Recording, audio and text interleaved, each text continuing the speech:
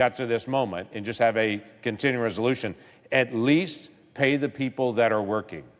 This is a baby step and an offer to our Democratic colleagues to say, let's at least do the minimum on this to not punish those folks. There are folks today that are on the road working for the federal government that are in critical positions that they're not being paid, and they're actually putting their expenses on their credit card, not knowing if they're going to get a chance to pay that off. It's not right. So let's take the steps. My recommendation is, long-term, let's never have a shutdown ever again. Let's fix the process. We were 3 votes short last session. Let's actually fix that permanently. Let's get us back open again. But at a minimum, let's at least, while we're arguing, pay federal workers that are still at the task. That should be the easiest threshold to be able to step over.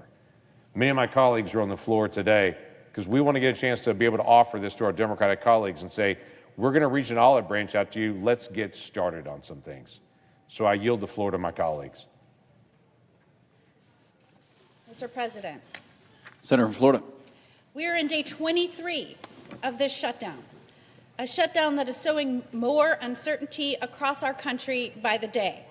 It is one that is leaving our nation vulnerable to adversaries abroad and seeing our service members left wondering if their next paychecks will go through as they seek not only to protect us, but to support their families.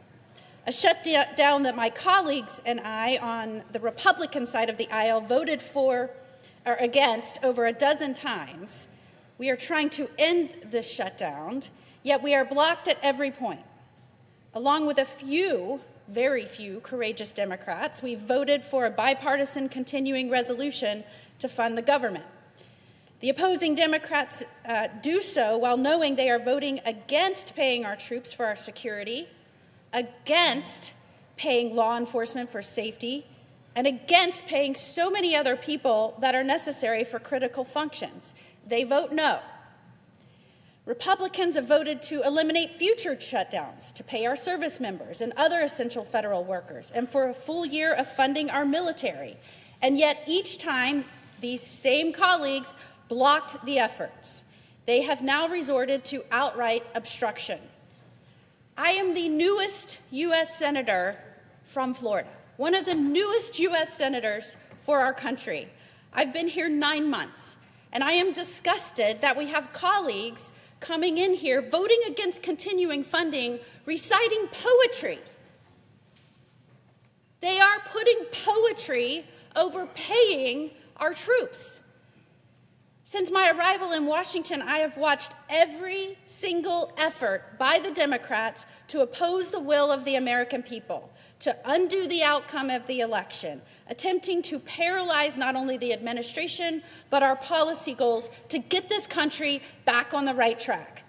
Now these tactics have evolved into obstructing government itself, to hold the pay of federal law enforcement and our military hostage, let alone the thousands of other federal employees who continue to show up and fulfill their duties without pay.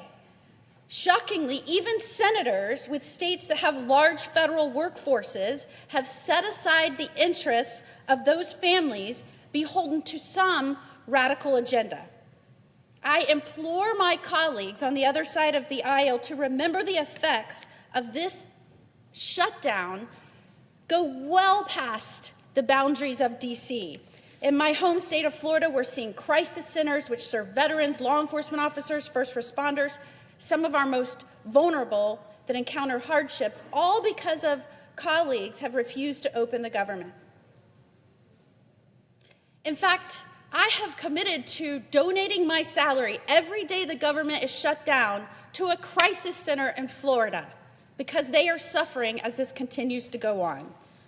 The choice is simple for my colleagues at this point. Either you stand for this country, for our service members, and for actually governing this nation, or you stand against that.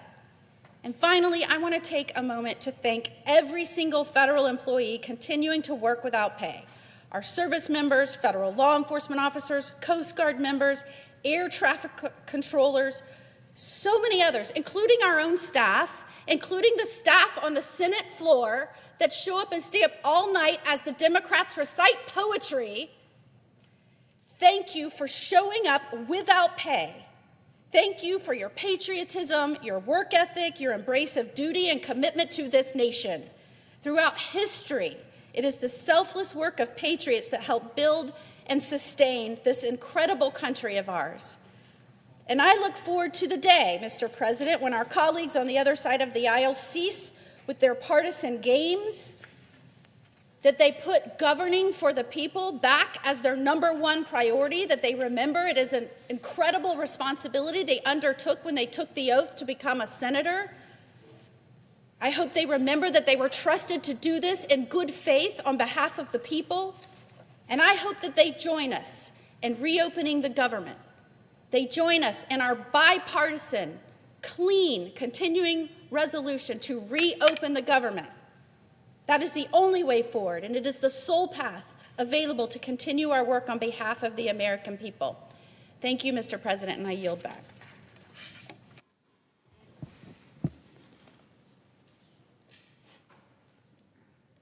Mr. President. Senator from Kansas. Mr. President, good morning. Good morning to you. Good morning to all my colleagues here today. Now, as everybody, all the senators know, as all America knows, my friends across the aisle have kidnapped the federal government. In fact, they've now voted a dozen times not to reopen the government. And even surprising to most of us, twice they voted against funding the military during these challenging times. I think it's obvious to all America that this is a political shutdown, that this is showbiz to them. This is an opportunity for their left legacy media to shout and scream at President Trump and to kowtow to their far left Marxist base. Now, when you kidnap somebody or an entity, you have to have a ransom. Now, the opening ransom from the Democrats was an additional $1.5 trillion added to our national debt, borrowed from my grandchildren, $1.5 trillion. You know, it was just this week the federal government passed a $38 trillion level for our national debt. We're spending $1 trillion a year on interest alone. So that was the opening ransom. And now they seem to be locked in on throwing more money at a very broken ACA, the 24 million people on the ACA. But it's interesting to me how when they want to talk about healthcare, they hide behind rural hospitals. That they think, oh, we're going to help those, when 97% of rural America voted for President Trump. And under President Trump's leadership, in our big, beautiful bill, we have $50 billion of a health transformation fund for rural America, but the first thing the Democrats want to do is to take that away. It's maybe one of the most hypocritical statements I've ever heard. They want to help rural America, to help rural hospitals, but they want to take away this $50 billion transformation fund. And instead, they want to put all their eggs in one basket on Medicaid. Look, a hospital loses money every time they see a Medicaid patient. Every time a Medicaid patient walks into the emergency room, that hospital is losing money on that patient as well. And despite that, the Republicans in our big, beautiful bill increase spending on Medicaid to the tune of $200 billion a year. We need to work on getting people off Medicaid. Let's get them back to work. Help them get good health insurance as well. Now, their latest idea is that they want to throw more money at the ACA. They want to throw more money for the 24 million people on the ACA. Look, Democrats own health care. Right? The ACA's in the law of the land for 15 years. If any hospital fails today, tomorrow, next week, next year, the year after, if anybody's health premiums are going up, and they are, then it's on the backs of Democrats. The first thing you need to realize is when you're in a hole is to stop digging. When do they think we can stop throwing good money after bad money? Look, I want to fix health care. I want to drive down the cost of health care. Now, as my colleague from Oklahoma pointed out, the premiums for the ACA up 200% is what he mentioned. I think that's a pretty good number over the last 6 years. But beyond that, the average deductible for the ACA now is $5,000. Can you imagine you're a family of four, an average salary back in Kansas, $60,000 a year, and the Democrats think throwing more money at the ACA, which gives you a $5,000 deductible, is going to solve the problem. Well, of course it's not. So we need to address the affordability of the ACA, and we need to address the premiums, and then beyond that, we need to address the fraud.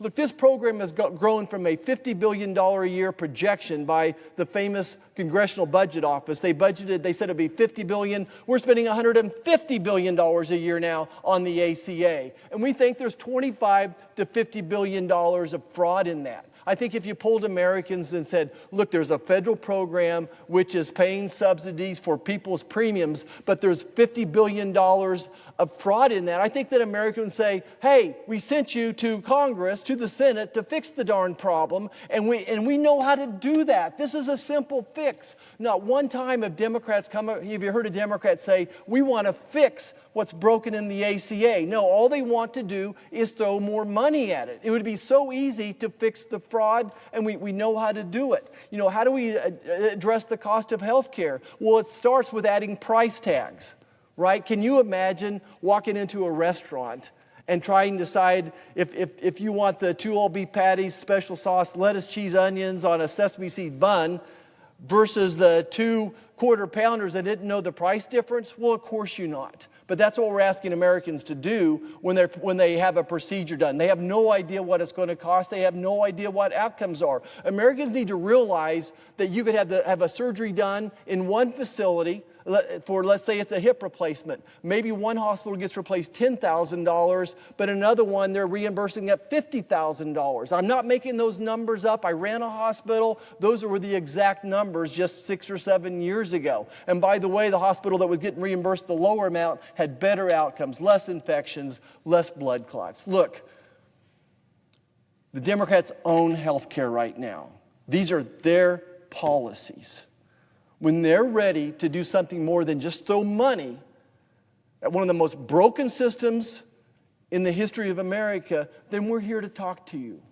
But first of all, we need to open the federal government. Thanks, Mr. President. I yield the floor. President. Senator from North Dakota. Thank you, Mr. President. And I'm pleased to join my colleagues today. Mr. President, today marks the 23rd day of the government shutdown, the 23rd day, now the second longest in our nation's history. Yet despite the mounting consequences, our colleagues across the aisle continue to block a clean, nonpartisan, continuing resolution, one that would simply keep the government open and allow us to continue our work on the appropriations process. To be clear, there are no Republican priorities included in the CR.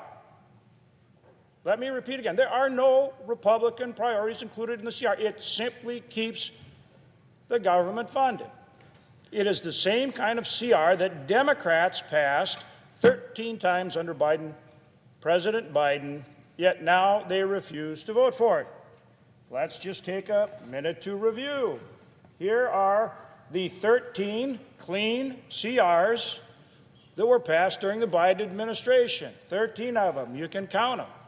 Oh, gee, how did the Democrats vote? I don't know. Let's check. Well, here's the percentage of Democrats that voted for each of those 13 clean CRs during the Biden administration. Now, Mr. President, from sitting way back there, I know your eyes are pretty good. Former Navy SEALs, so they might be diminished a little bit by now, so I'm going to help you out here. On the first one, 100% of the Democrats voted for it. On the second one, 100% of the Democrats voted for it. On the third one, 100% of the Democrats. Same kind of clean CR we're looking at right now, but it was under Biden. That's the difference. Oh, third one, 100% of the Democrats. Fourth one, 100% of the Democrats voted for the clean CR. On the fifth one, 100% of the Democrats voted for the clean CR. On the sixth one, 100% of the Democrats voted for a clean CR, the same kind that none of them will vote for now. Well, I guess we've got 3. But we've got to get enough to get 60 votes. Oh, let's see, I lost count. 1, 2, 3, 4, 5, 6. I think I'm number 7. 100% of the Democrats voted for it. The 8th one, 100% of the Democrats voted for it. Now, on the 9th one, I don't know what happened. Maybe one of them was gone. Who knows? But gee whiz, We dropped all the way down to, we only got 98% of the Democrats on that one. Only 98% voted for that one. But the good news is they were right back on the next one, 100%. I think that's number 10, 100% of number 11, 100% of number 12, and gee whiz, they finished with only 98% of the Democrats on the 13th one. You kind of get the point maybe, right? Come on. What in the world's going on here? And then they have the gall to go out there and say, oh, well, you know, they're not shutting down the government. It's ridiculous. I don't know how there can be any doubt about it. And for anybody that thinks that this shutdown should be stopped right now, they better call their favorite Democrat on the phone and say, hey, it's time. It's way, way, way past time. But right now, instead, our colleagues across the aisle have chosen the different path. They've taken our government hostage, demanding more than $1 trillion in new spending just to keep the lights on. $1 trillion just to keep the lights on. And to pay people, federal employees, military, everybody else that's working. That is not compromise, Mr. President. That's called coercion. That is not compromise. That is coercion. That's holding our government hostage. And while this political stalemate drags on, American families are paying the price. Vital programs that hardworking families rely on, programs they've paid into and depend on, have been shuttered or are dangerously close to running out of money.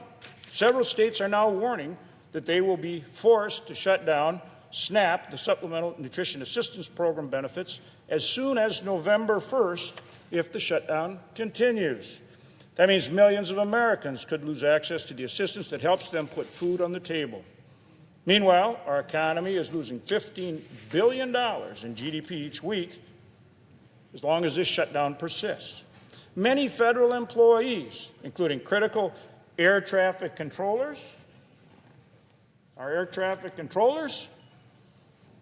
they're working, they're not getting paid. How about our Border Patrol agents? It can be a pretty dangerous job. They're not getting paid. They're working, they're not getting paid. Or how about this group? Our troops. Mr. President, you were a Navy SEAL. You were in harm's way. We've got people in harm's way, and they're not getting paid because now the Democrats want to say somehow this clean CR shouldn't be voted for, and that somehow they're cooperating, they're trying to collaborate, when instead they're holding our government hostage. In rural America, our farmers, ranchers get left behind. Many of them are out in the field right now, harvesting, working on bringing in their crops, getting ready for next year. Programs, services they depend on with USDA they can't access. That means more uncertainty at a time when they can least afford it. Look, the list goes on and on. It goes on and on and on and on. But the bottom line is this. We need to get government. We have offered over and over again, as my colleague said, to work on any and all issues. But you do it once you get the government open. This has gone on, I'd say long enough, but actually way too long. And I don't know at what point Democrats are going to decide to come back and start doing their job, which is governing. But we are eagerly awaiting it. And for the American people are the ones that pay the price when the Democrats take our government hostage. And as I've made very clear here, there is no doubt, but that is exactly what they are doing. Mr. President, I yield the floor. Senator Virginia. Thank you, Mr. President. I do want to thank my friend from North Dakota. We see things slightly different, but one thing I think we'd probably agree on. You know who is getting paid? The House of Representatives, who's been on vacation since the middle of September. And gosh, wouldn't it be great if they were actually on the floor debating this issue as well, as opposed to getting a taxpayer-paid vacation for over a month? But, you know, Mr. President, I think one of the things we would all kind of agree on, our nation's public servants are not political pawns. I say with due respect to my friend from Wisconsin, you know, the so-called Shutdown Fairness Act, in my view, is anything but fair. And frankly, this entire year has been anything but fair for all of our federal employees who show up every single day to serve the American people.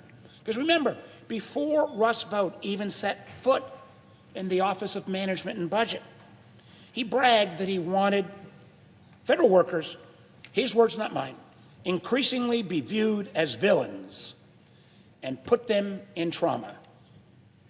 Think about that. This wasn't some political misstatement or slip of the tongue. It's frankly a mission statement. And unfortunately, that's exactly what we've seen from Mr. Vought, from President Trump, and from those enabling him. In just 9 months, they've forced out or driven into early retirement more than 148,000 federal employees. That's not efficiency or reform. It's an assault on the very people who work every day for the American people. And God knows we can improve, but also make government perform. Now, let's be clear. It's not this side of the aisle, Democrats, who have cherry-picked a few favorite programs to protect. We have been consistent on calling on the administration totally reckless regard for vital services the American people rely on to keep them safe and secure, and standing up for those folks who deliver those services. So forgive me, Mr. President, when I say I don't think the Shutdown Fairness Act has anything to do with fairness. Once again, federal employees are being treated not as partners serving the American people, but as punching bags for Vought and the president's political agenda. Right now, the president is trying to riff another 4,000 federal employees. Not just, I believe, unfairly, but actually illegally based upon a court's recent decision. And thank goodness the courts have stepped in. Matter of fact, many of us were at the OMB headquarters across next to the White House just last week, meeting with federal employees, demanding Mr. Vought and his team listen, not to us. You don't have to listen to us. We're on political different sides, but listen to the very federal workers whose jobs, and make sure they would get the government reopened, not trying to leverage this for some kind of political win. We're talking about special education programs that support kids with disabilities. We're talking about the CDC, whose experts track outbreaks and try to keep us safe. We're talking about a program called the CDFI Fund at Treasury, a program which broad bipartisan support that helps invest and get access to capital in rural communities and urban communities.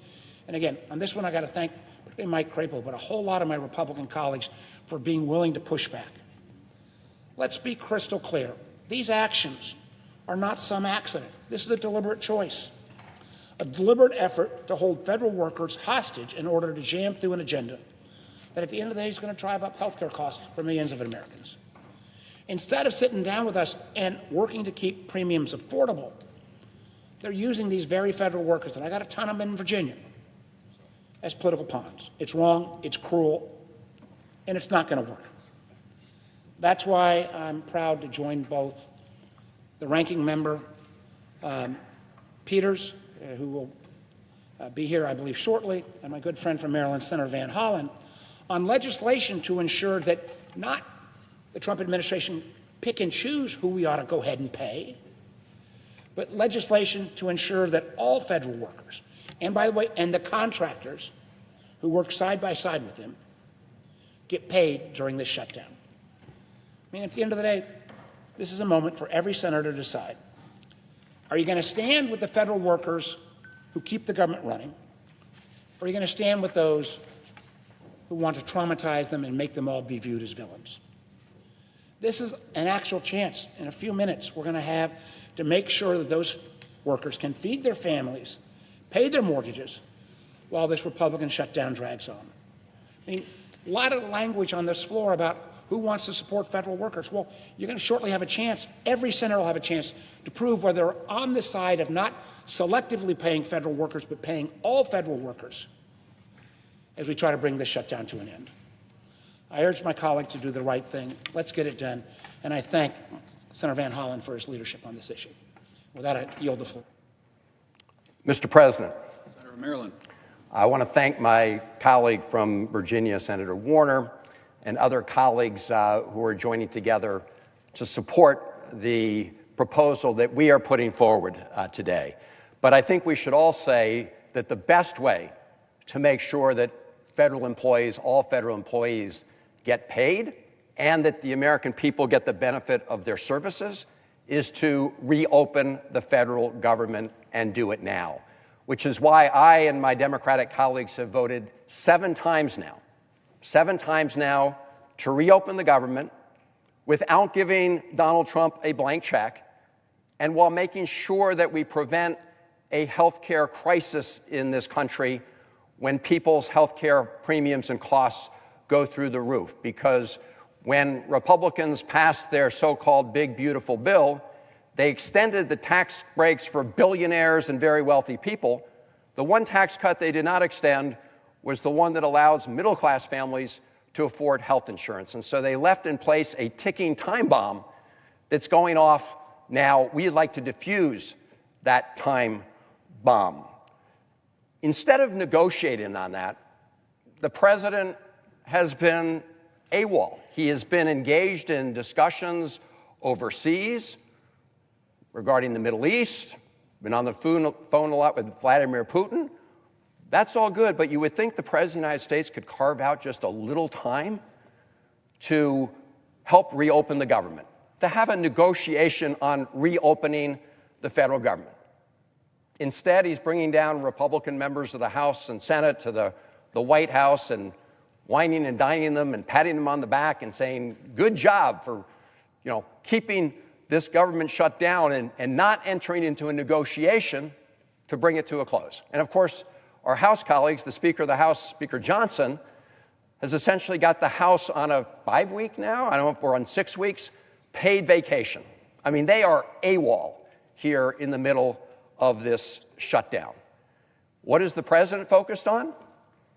He's asking the Justice Department to pay him $230 million for legal bills, right, directly into his pocket. He's talking about giving his buddy in Argentina a $20 billion taxpayer bailout while farmers across the country are getting hit hard because they can't sell their soybeans to China. And he's demolishing the East Wing of the White House, which is a metaphor for what he is doing to the country and people who worked for him to get him elected. I mean, he's betraying the very people he said he was going to stand up for when he said he was going to focus on prices and costs. And yet, when it comes to trying to just prevent this huge spike in healthcare costs that our people are experiencing, the president doesn't want to talk about it. So we should not be punishing federal employees for something they had nothing to do with. They're not responsible. They're innocent bystanders. They all want to get back on the job and provide services to the American people. And I'll be putting forth a proposal to say that they should not be punished and they should be paid. Now, we'll hear later today, we're going to be taking up here in the Senate a piece of legislation from Senator Johnson. And that proposal would pay federal employees who are currently working right now. Our proposal doesn't discriminate among federal employees. And here's the really dangerous part, I would argue, about Senator Johnson's proposal. We have a president, President Trump, who, along with Russ Vought, who's his guy in the cockpit at OMB, this is the guy who said publicly that he wanted to inflict trauma, that's his word, not mine, inflict trauma on the federal workforce. If you allow them to decide who they're going to keep on the job in the federal government and who they're going to pay, you're giving them also a blank check as to who they're going to send home and who they're going to punish by not paying. That's what they've been doing. Much of what they've been doing is illegal. In fact, we have a federal court in California that's already said that their layoffs of some of the federal employees and some of the agencies are illegal. But if you just let them decide who's going to get paid and who's not, you weaponize that illegality. You weaponize the federal government. And by the way, and I think we all know this, if President Trump gets to keep the folks he wants on the job and pay the folks that he wants who are on the job and nobody else, he'll have even less incentive to end the government shutdown. He'll have the government he wants, not the one that has been supported on a bipartisan basis by the United States Congress. So giving the president a blank check to decide which federal employees to punish and which ones not to punish is a very dangerous thing at this moment. That's why the proposal I'm putting forward, and Senator Peters will have an even narrower version that he will be put forward if our Republican colleagues don't support the one that I'm advancing, along with Senator Warner, Senator Kaine, Senator Alsobrooks, and others. These proposals say that federal employees should not be punished. Now, we've already made that decision. We've already made that decision as a Congress in the past. During the first Trump shutdown, that was the 35-day Trump shutdown. During that shutdown, Senator Cardin, myself, and others, we passed a piece of legislation that was signed by the president that says at the end of a shutdown, federal employees get fully paid. They're held harmless. Why did we decide to do that? Because we collectively made the right decision that federal employees who have nothing to do with the government shutdown should not be the ones punished for something they were not culpable in. That was the right decision. What my proposal and our proposal will do is based on that idea that no federal employee should be punished for something they had nothing to do with. And not only should they get repaid at the end of this, but why would we say to them that you can't have enough pay to make your electric bills, or pay your water bills, or provide for your family? Why should federal employees be the ones who are punished for the government shutdown? Why should they be the ones that have to, overdraft their bank accounts, be penalized for that? That's not fair.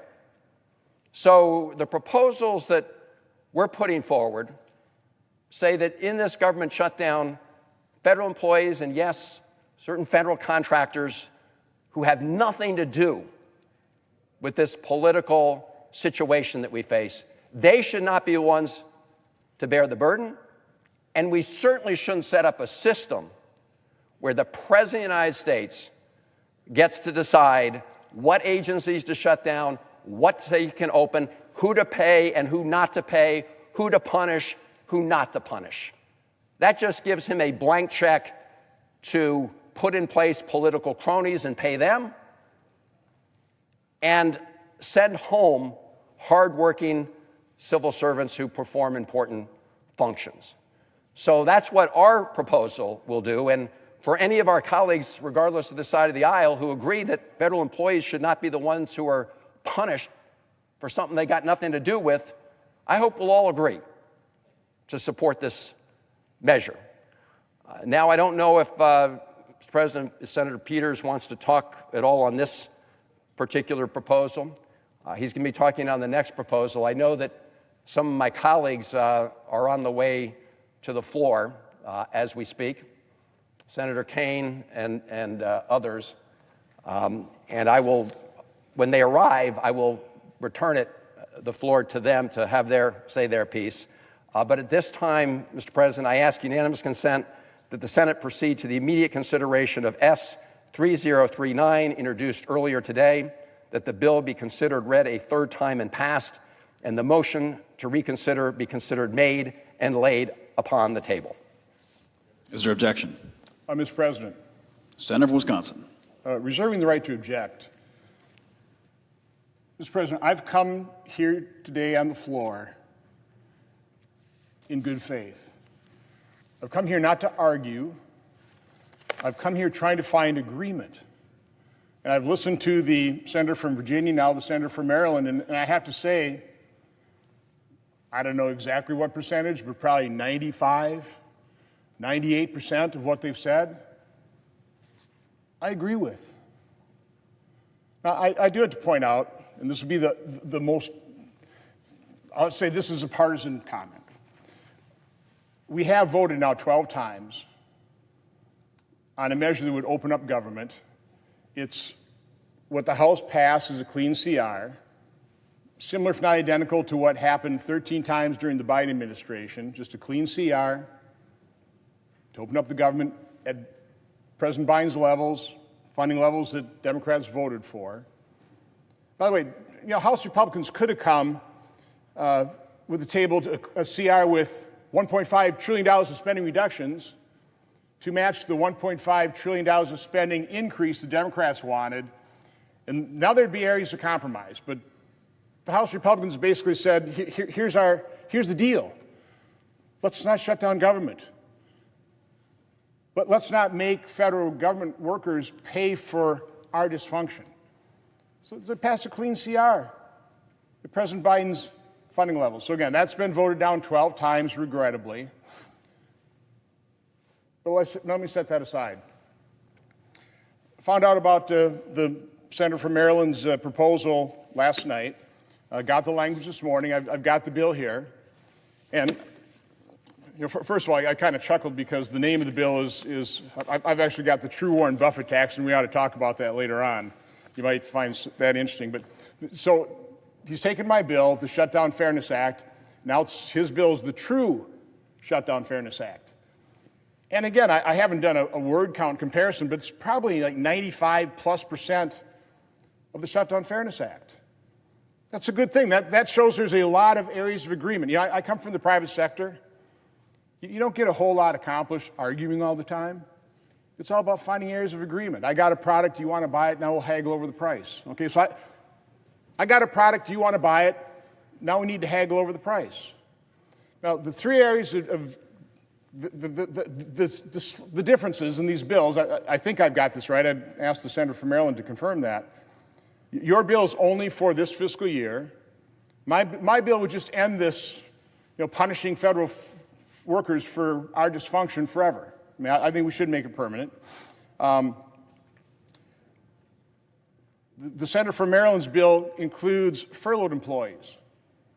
Now, the fact of the matter is, when all this is said and done, when we finally end this dysfunction, we fund government through an appropriation, because the 2019 Government Fair Transparency or Fair Treatment Act, the Government Fair Treatment Act, they'll get paid anyway.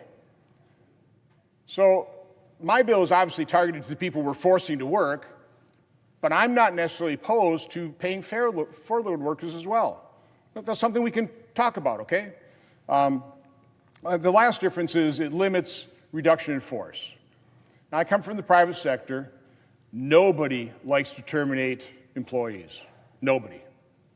But in the private sector, when a business is facing bankruptcy, sometimes business owners are forced to do that to preserve the other jobs.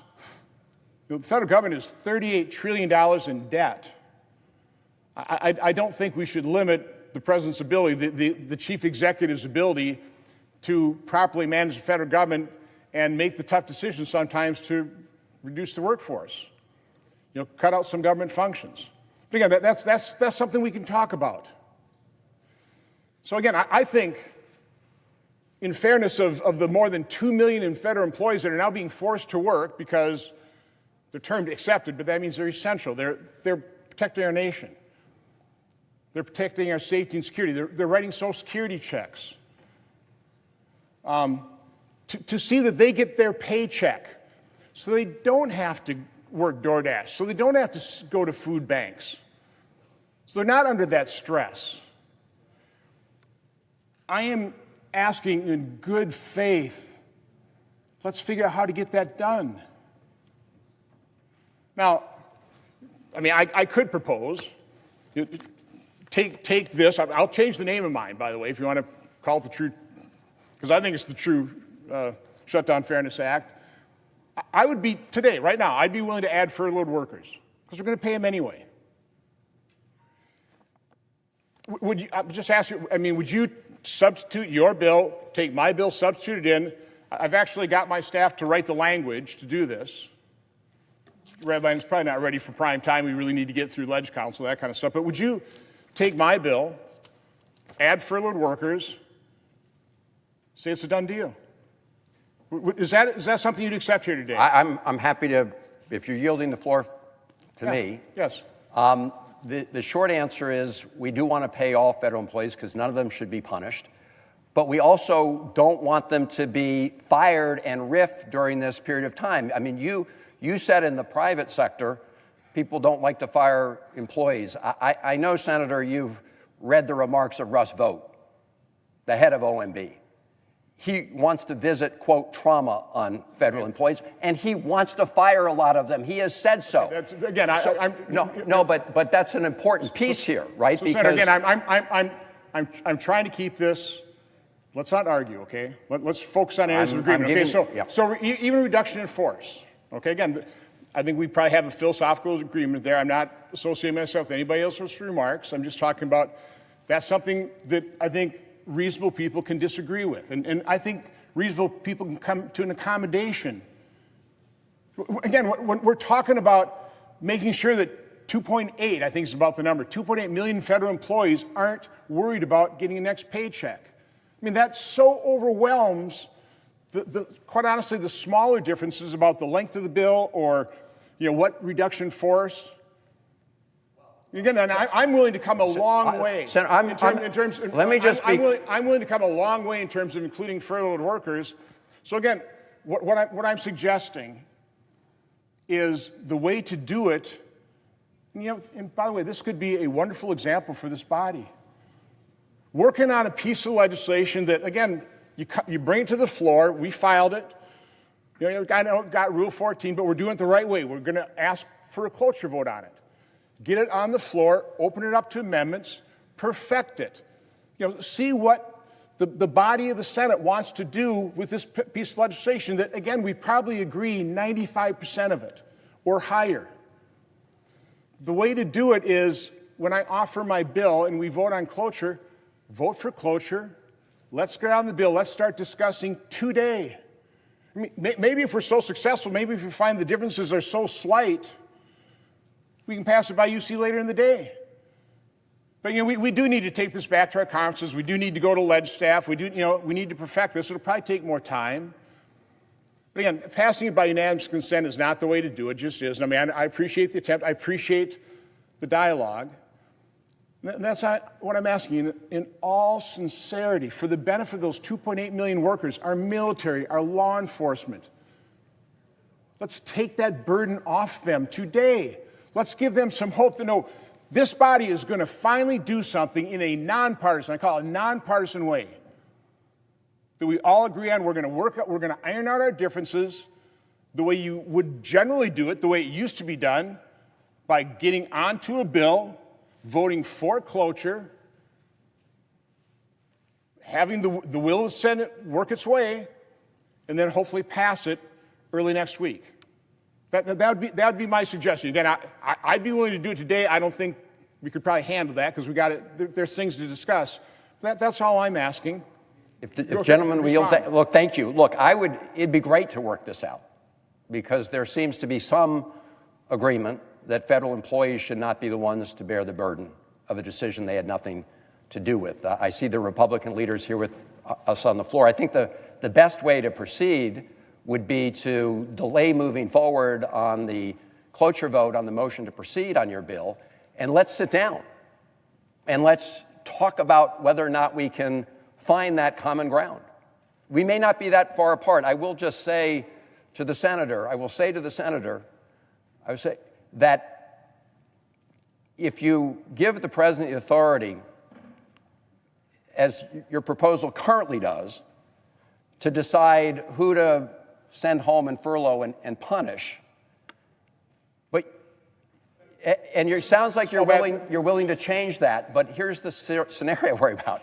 if you listen to Russ Vought and the president, they would just fire those people during the shutdown. That's what they're doing. In fact, they're illegally firing people during the shutdown. Again, Senator, I really didn't want to come and argue. I really. Okay, well, why don't we sit down? Why don't we sit down together? I have to dispute that because even the National Active and Retired Federation Employees Association, who's endorsed my bill, says the bill does not single out favored political functions over disfavored ones.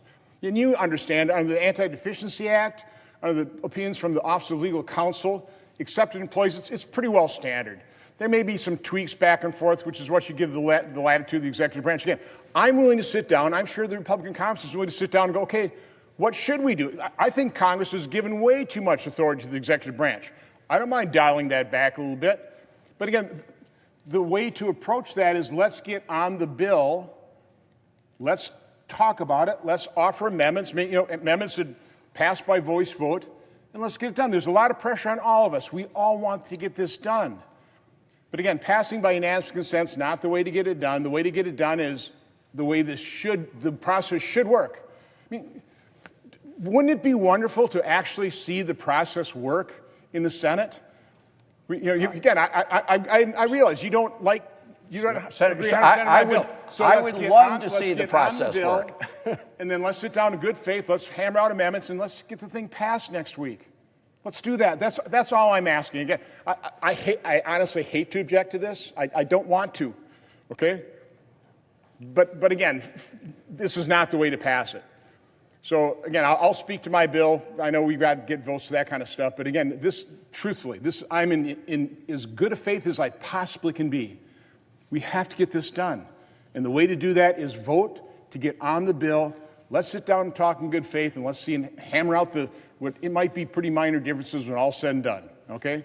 But with that, well, let me just say, Mr. President, just to say to the Senator Johnson, I'm more than happy to sit down with you. I think we should do that maybe later today, get our teams together, see if we can resolve some of these points. Because if we have the shared view that, number one, no federal employee should be punished for something they had nothing to do with, and that at least for the period of the shutdown, the president should not be able to fire additional people, which is, I think you well know, and this was partly considered by the federal court already, the president actually has less authority to do in a shutdown than when the government's open. But I don't want to debate these issues on the floor right now. Sure. I am more than happy to try and sit down with your team and see if we can let me resolve. quick address that. I think this brinkmanship has got to end here. I mean, I've been here 15 years. We should have passed 180 appropriation bills. Before the start of the fiscal year, we've passed 6. Again, a lot of people working in good faith to do that, okay? It's obviously broken.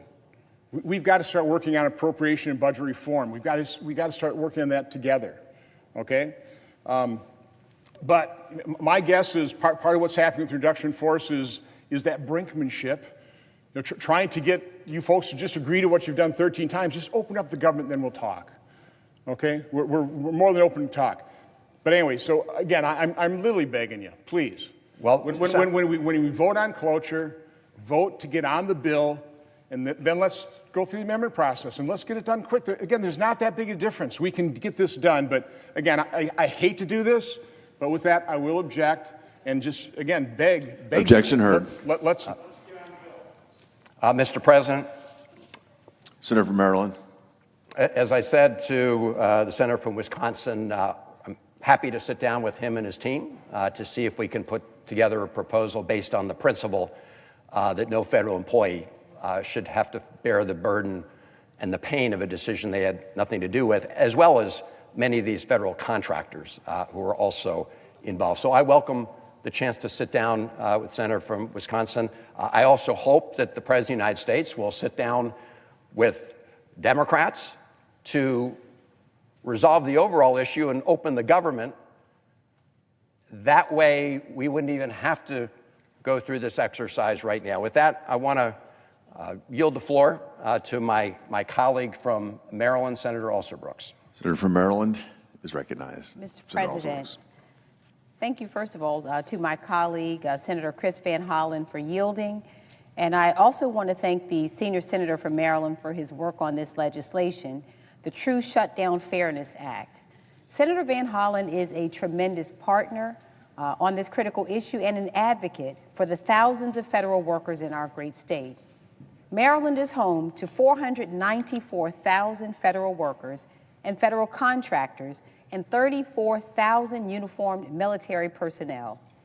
Many of these Marylanders have spent their lives serving their fellow Americans, fighting to defend our country, ensuring our food and water are safe, making sure our parents and grandparents get their Social Security checks, and researching cures to cancer.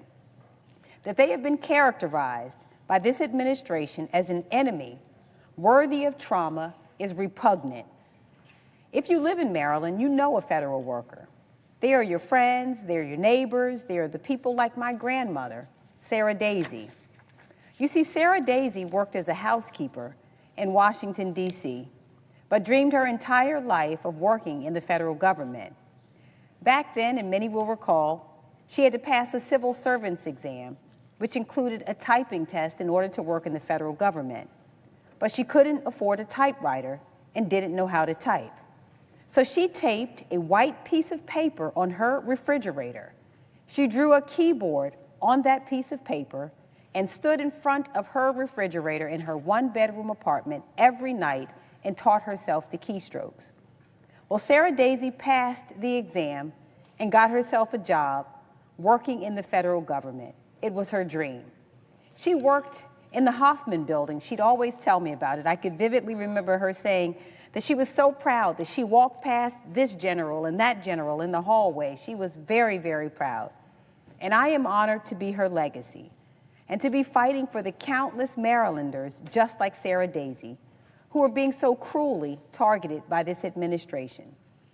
Now, thanks to Republicans in this body who have chosen to follow this president's order and shut down the government, many of our federal workers are working without pay, still in service to our country. The rest have been furloughed to no fault of their own. Our ask today is simple: pay them for the jobs that they were hired to do. We are now in day 23 of this Republican shutdown, and let us not mince words. Republicans hold the keys to the kingdom. They have control over the White House, they have majorities in this chamber and in the House, and what have they done with that power? Has the cost of your groceries gone down? No. Has the cost of housing gone down? No. Has our economy gotten stronger? Absolutely not. What have they done? Shut down the government. That's it. This shutdown is on them. We know it, they know it, and the American people know it. It's been 23 days of this administration refusing to come to the table in good faith and negotiate a plan to keep the government open and make sure that health care is affordable and accessible for millions of Americans. It's been 23 days of this administration using the shutdown as an excuse to further target federal workers who are my constituents. My state is home to 494,000 federal workers and contractors. All of them are feeling the pain from this president's refusal to do what he supposedly loves to do best: make a deal. Right before the shutdown began, the very sinister Office of Management and Budget Director Russell Vought instructed agencies to use a shutdown as an opportunity to issue permanent government layoffs. Vought then began circulating a memo that would seem to challenge the legality of furloughed workers receiving back pay.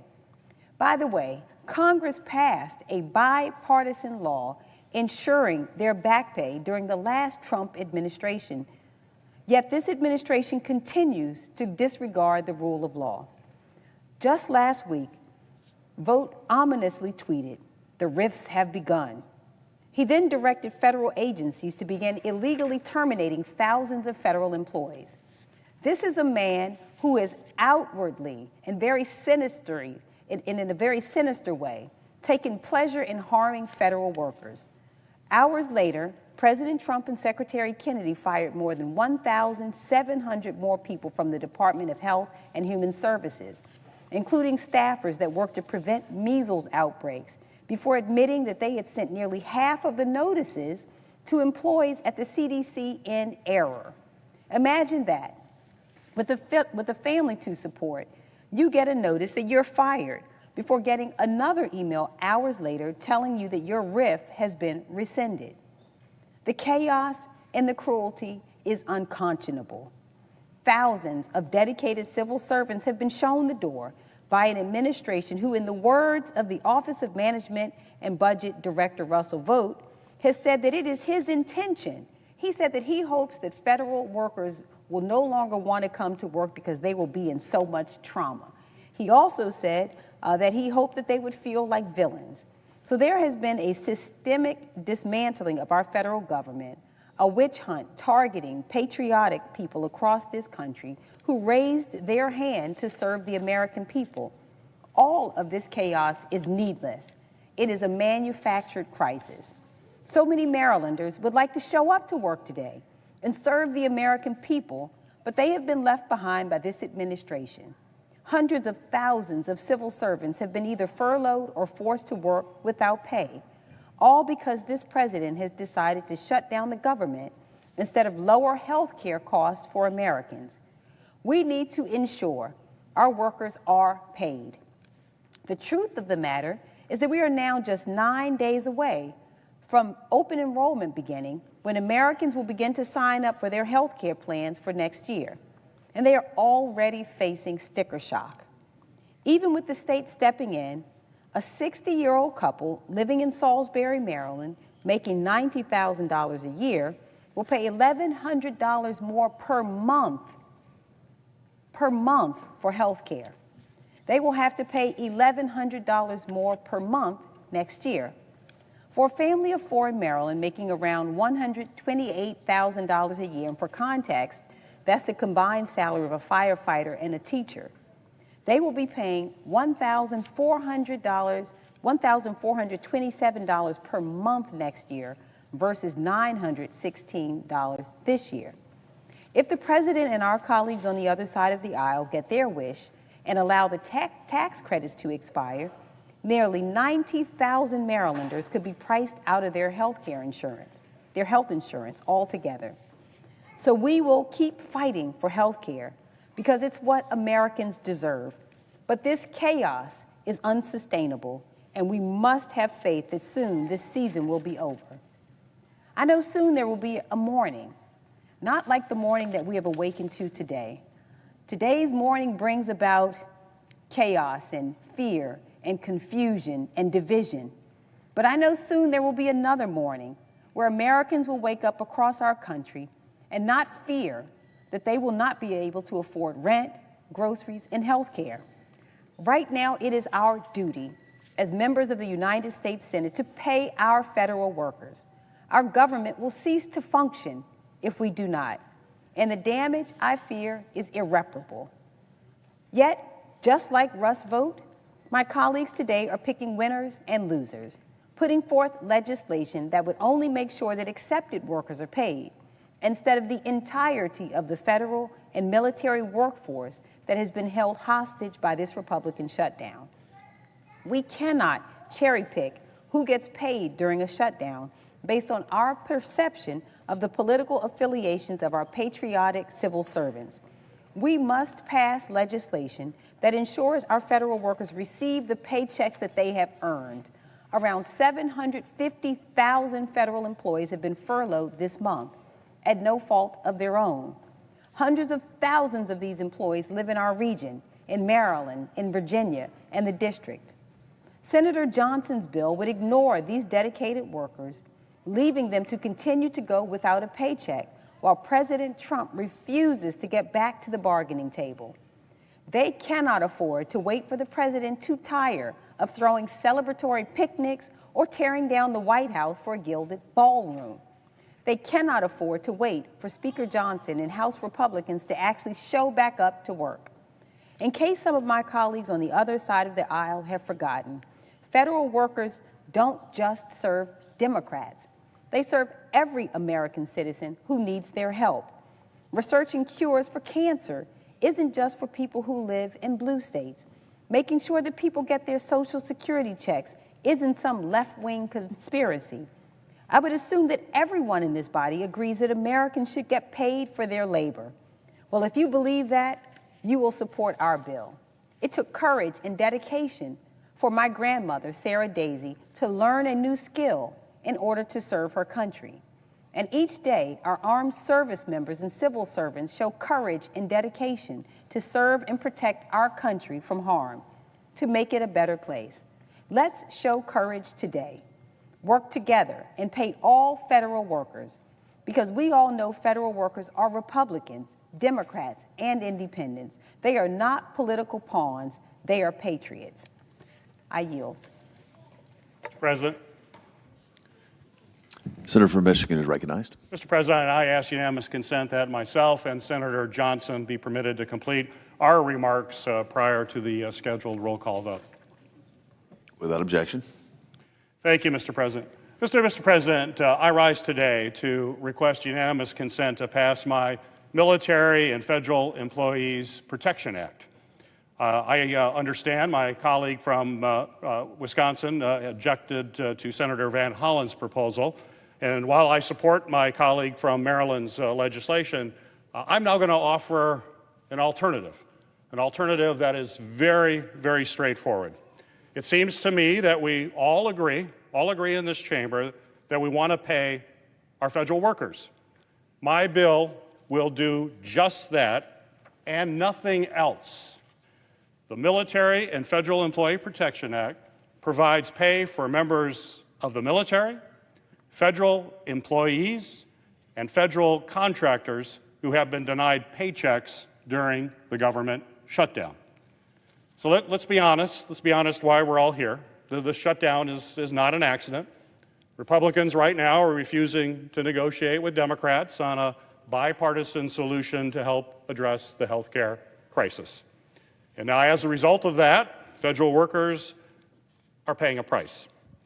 My bill ensures that no worker is left behind during this difficult period. Congress has already guaranteed that all employees receive their paycheck when a shutdown ends. In 2019, Congress voted overwhelmingly for a bill to provide all employees back pay once a shutdown ends, and actually President Trump signed that bill into law. So the government is already required to pay all of its workers. What my bill does is very simply just ensure that these workers can actually now pay their bills that are coming due this month. Those bills aren't going to be postponed. They need to be paid this month. And while I appreciate my colleagues' interest to ensure that all workers are paid, I appreciated the comments that Senator Johnson made. My legislation will provide pay for all service members, federal employees, and contractors that have missed paychecks due to the shutdown.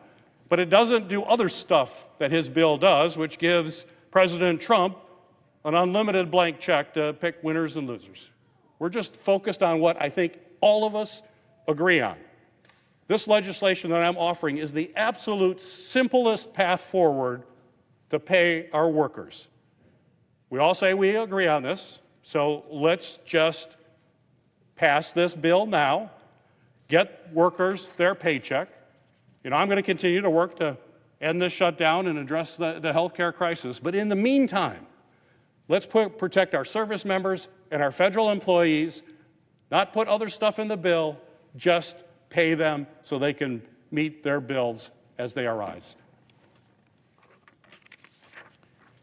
I ask unanimous consent that the Senate proceed to the immediate consideration of S3043, introduced earlier today, that the bill be considered read a third time and passed, and the motion to reconsider be considered made and laid upon the table. Is there objection? Reserving the right to object. The senator from Wisconsin is recognized. Mr. President, again, I'll condense my remarks because so much of what I want to say I already said to the senator from Maryland. I think it's interesting that the senator from Michigan supports the senator from Maryland's bill, which is a more comprehensive bill, I think, as I, again, only saw this now, but hopefully I get it right. But I think yours is just limited to the time period from the shutdown until the bill is passed, and then we're in the same situation. You know, if the shutdown continues, hopefully it won't. You know there's a way of doing it. Just vote for the clean CR. But again, I really don't want to object to these bills, but in this case, understand that the way to pass this into law, and as I was speaking to the senator from Maryland as he exited the chamber, wouldn't this be a wonderful demonstration for the Senate, for Congress, for America, of how you pass a piece of legislation? You take a bill, again, I realize you don't 100% agree with my Shutdown Fairness Act, fine, but I think we're probably 90+% agreement on it. So you vote for cloture to get on the bill, then you work in good faith on the areas of disagreement, let the Senate work its will through an amendment process. And again, this is a pretty small little piece of legislation. It's an incredibly important piece of legislation, incredibly important, because we all agree we don't want to make federal employees pay for the dysfunction of this body. So let's first demonstrate that this body can actually function the way it's intended to function, which is write a bill, get it filed, have the leader file cloture on it, have the body vote to proceed to the bill with 60 votes. Don't need all of you. We need about, we need 7 of you, 8 of you, okay? Have 8 of you agree to get on the bill, then we'll work in good faith, and we'll make sure that we don't make federal employees pay for our dysfunction. So again, I do have to object, but again, I'm urging, I'm begging colleagues from the other side of the aisle, vote for cloture, and let's iron out these differences, and let's make the federal employees, let's make them whole. But I object. The objection is heard. Mr. President. Senator from Michigan is recognized. So I appreciate the comments from my colleague from Wisconsin. We have worked together on a lot of bills together. We have come together to find common ground on some, at times, contentious issues. And I agree about the 90% comment that Senator Johnson mentioned. What I'm actually proposing right now is that 90%. It is really simple. This is as simple a bill as you can get. We can show the American people that we come together on a bill that's really straightforward, no gotchas, no language that might trip people up. It's simply pay folks, make sure that they're made whole as this passes so they can pay their bills, and then we can continue to deal with the other issues of the day. But I think this would be an example of bipartisan coming together unanimously to say that here is a bill that will pay service members and federal employees and contractors, make them whole so they can make their bills. We don't need to have a protracted process. This is a simple issue if we focus on the 90% we agree on, and that's what this bill is. It is the 90%, and I hope we could just pass it today and put the minds at ease of hundreds of thousands of folks all across the country. Senator from Wisconsin. So I think now we're going to proceed to the cloture vote on the Shutdown Fairness Act. Just in response real quick, it's unrealistic to expect almost any piece of legislation to pass by unanimous consent a bill that's just been introduced that exact morning. No matter how simple it is, there's going to be people that are going to object. So that's why the process is file a bill, file for cloture, to proceed to, get on the bill, have an amendment process, and go through that process. Now, it can go very quickly, but again, doing this by unanimous consent is just unreasonable. And so that's unfortunate. So again, the solution here is vote for cloture to get on the bill, the Shutdown Fairness Act. Now, I will try and keep my remarks reasonably short. I was allotted 20 minutes, but I know people are already here on the floor to vote, so I'm mindful of that. But just quick little history of my experience here since I got here in 2011. We've had, this is our 4th shutdown now, we're in the 23rd day. We've had 55 continuing resolutions. And most of them, again, I haven't voted for all of them, I've voted for many of them. Other colleagues on both sides have voted for those. I mean, generally the fight is over, let's just have a clean CR. Let's not junk it up with policies. And there's, that's the loggerhead here. One side refused to just do a a clean CR. We've had 12 either increases or suspensions of the debt ceiling, and we've just surpassed $38 trillion in debt. I realize people work in good faith on the budget process. I'm on the Budget Committee and the Appropriations Committee. I see the former chair and ranking member of the Appropriations Committee on the floor here. The sad fact is, since I've been here, we should have passed 180 appropriation bills prior to the end of the fiscal year that we're going to fund. We've only passed 6. That's a 96.7% failure rate. It's clearly broken. The budget and appropriation process is broken.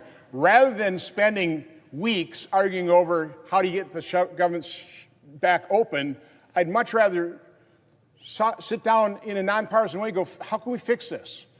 Can we go to 2-year appropriation cycles? I mean, what can we do the budget? I mean, I'd much rather talk about that and understand that there's a lot of bipartisan agreement on proposals, but we'll never get to that if we're literally mired. Last year, it took us 6 months to finally fund the government with a continuing resolution.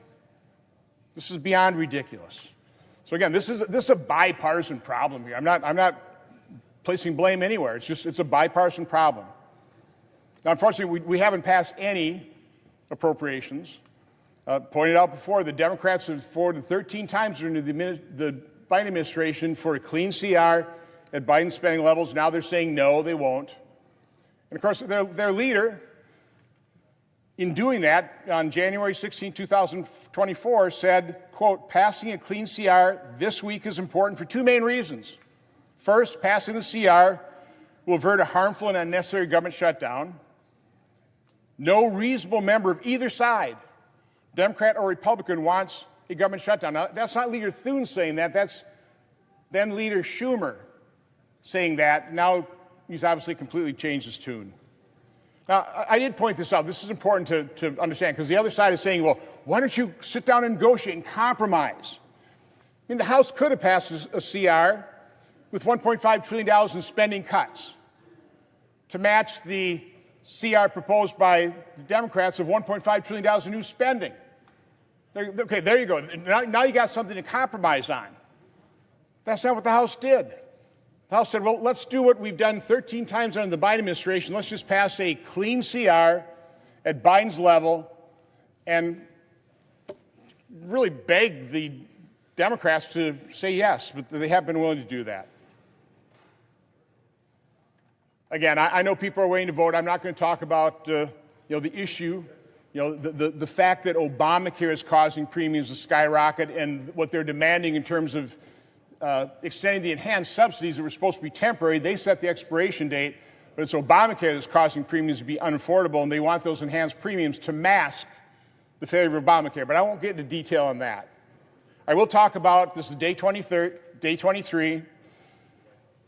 We are forcing about 2.8 million federal workers to work. Military, law enforcement, people who write Social Security checks, air traffic controllers, keeping our skies safe. But we're not paying them.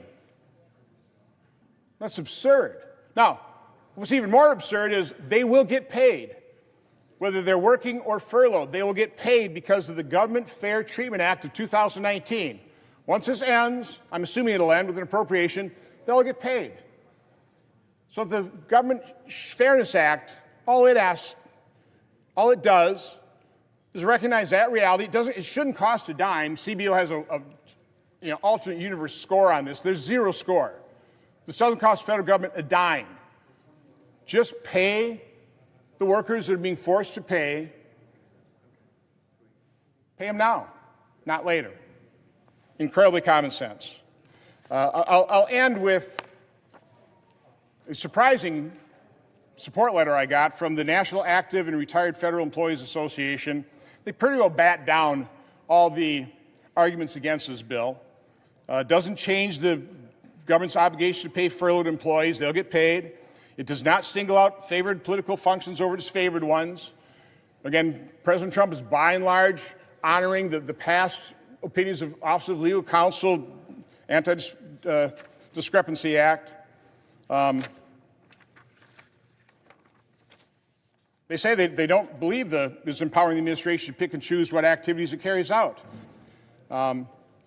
and includes, say, the American public relies on the full scope of federal agency missions that are funded via appropriations, and political pressures that exist to advance appropriation bills in the first place will remain to encourage resolution. So no, we're not there yet, I'm sorry. I'll conclude quickly, okay? The bottom line is, as I talked to the senator from Maryland, the way to pass this law, the way to protect federal workers, isn't with the unanimous consent request on a bill nobody's ever seen. It's to vote for cloture on the Shutdown Fairness Act. Now, let's work out the differences. We agree on 95% of it. Let's work out those differences. Vote for cloture. We get this passed, I think, early next week. With that, I'll conclude my remarks on that. I should be speaking about 5 minutes on a wonderful nomination, Rebecca Tableson for the 7th Circuit, but I know everybody wants to vote. She did a wonderful job in the judiciary. She's a highly qualified lawyer.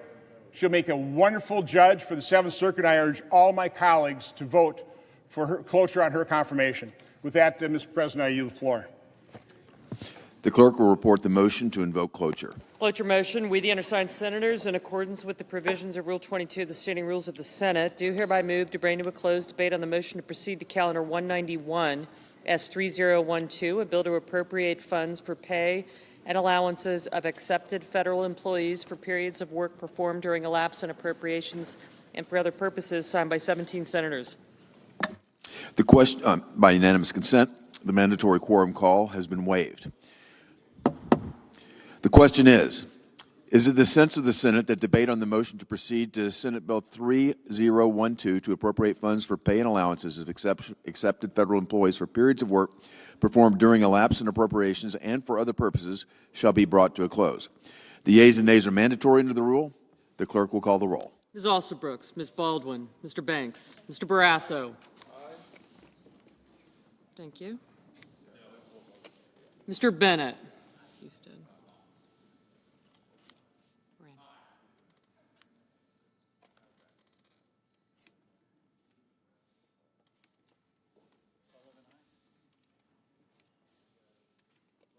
Mrs. Blackburn, Mr. Blumenthal, Ms. Blunt-Rochester, Mr. Booker, Mr. Bozeman, Mrs. Britt, Mr. Budd, Ms. Cantwell, Mrs. Capito,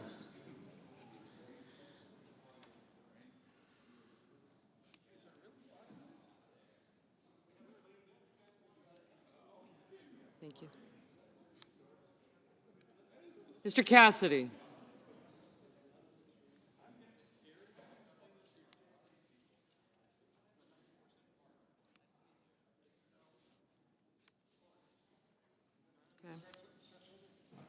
I got you.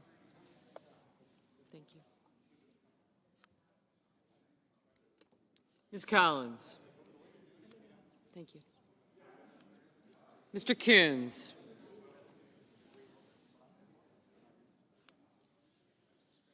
Mr. Cornyn. Ms. Cortez Masto. Mr. Cotton. Mr. Kramer.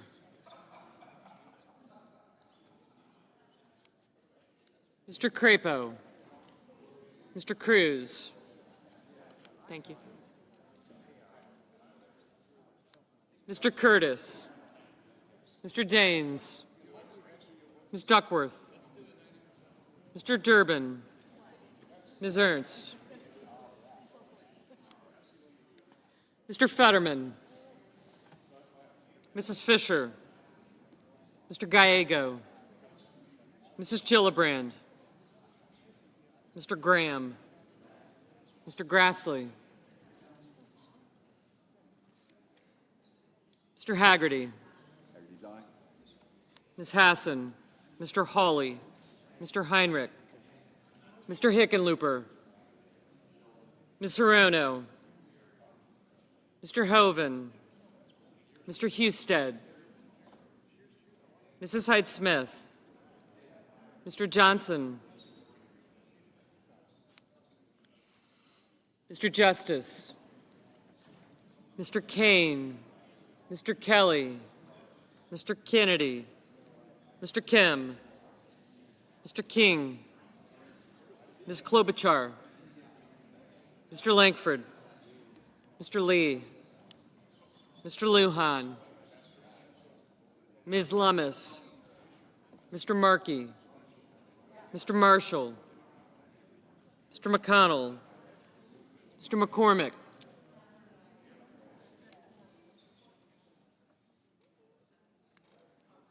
Mr. Merkley, Mrs. Moody,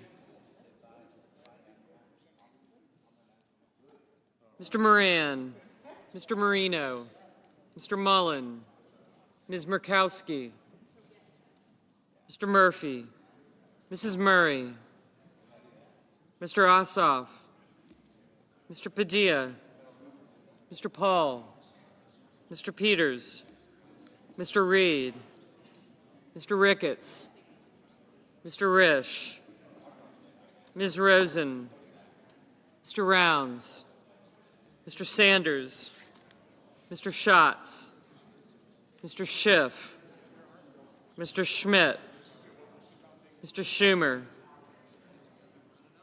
Mr. Scott of Florida, Mr. Scott of South Carolina, Mrs. Shaheen, Mr. Sheehy, Ms. Slotkin,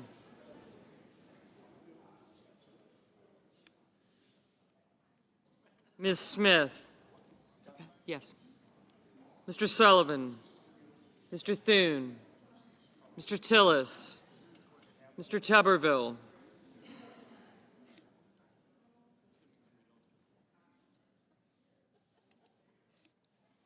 Mr. Van Hollen, Mr. Warner, Mr. Warnock, Ms. Warren, Mr. Welch, Mr. Whitehouse, Mr. Wicker, Mr. Wyden, Mr. Young. Senators voting in the affirmative: Barrasso, Capito, Cassidy, Crapo, Grassley, Haggerty, Hawley, Husted, Johnson, Lee, Moody, Moran, Marino, Ricketts, Scott of South Carolina, Sullivan, and Thune. Senators voting in the negative: Baldwin, Bennett, Cortez Masto, Durbin, Gillibrand, Hassan, Heinrich, King, Lujan, Murray, Peters, Reed, Rosen, Schatz, Schiff, Schumer, and Smith.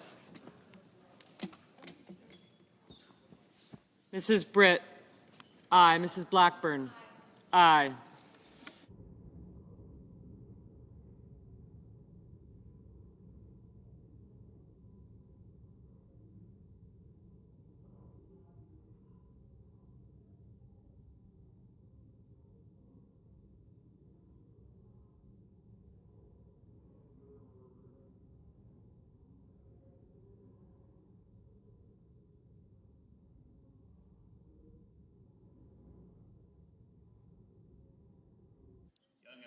Mr. Young, aye.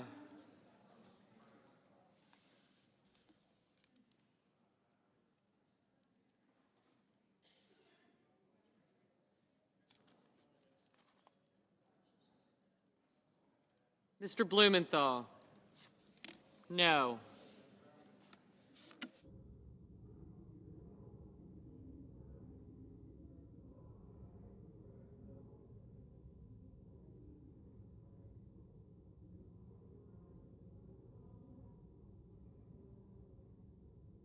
Mr. Padilla, no.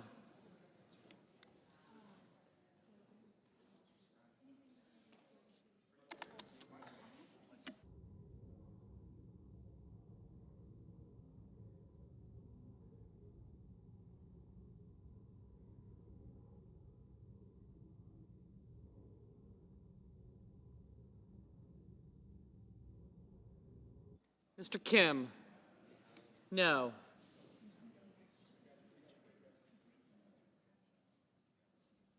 Mr. McCormick, aye.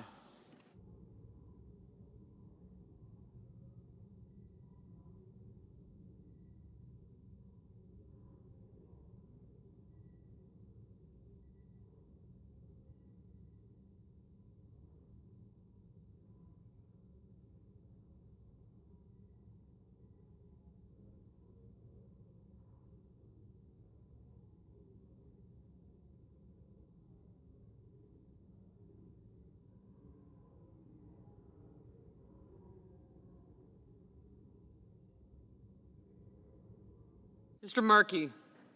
No.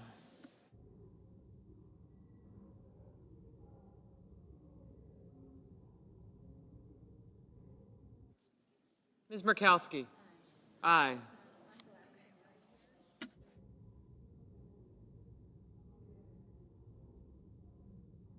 Mr. Sanders? No.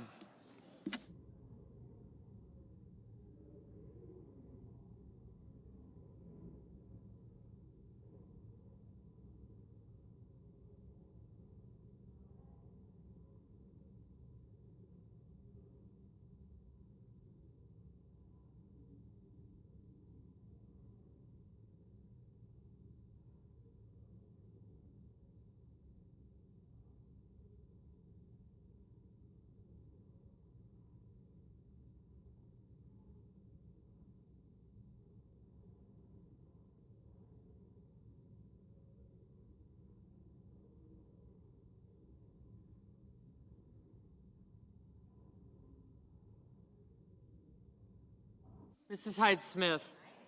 Aye.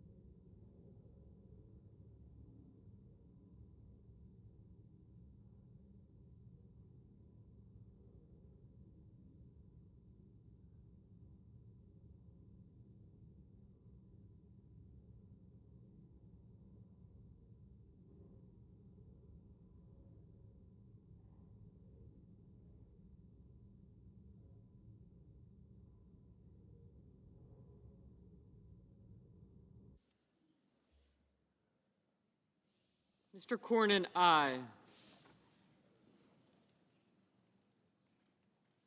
Mr. Scott of Florida? Aye.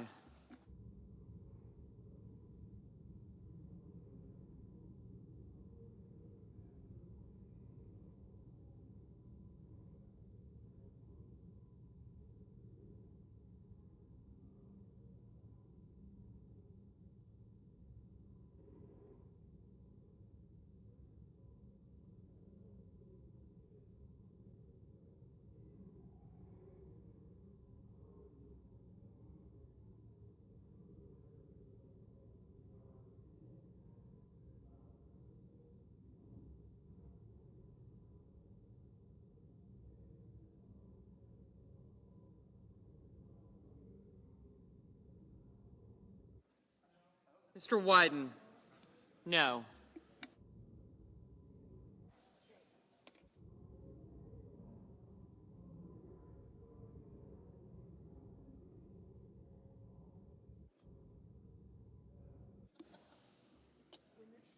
Mr. Kane?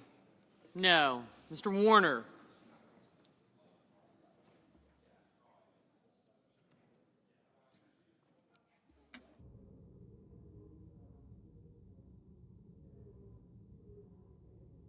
Mr. Warner? No. Ms. Alsobrooks? No.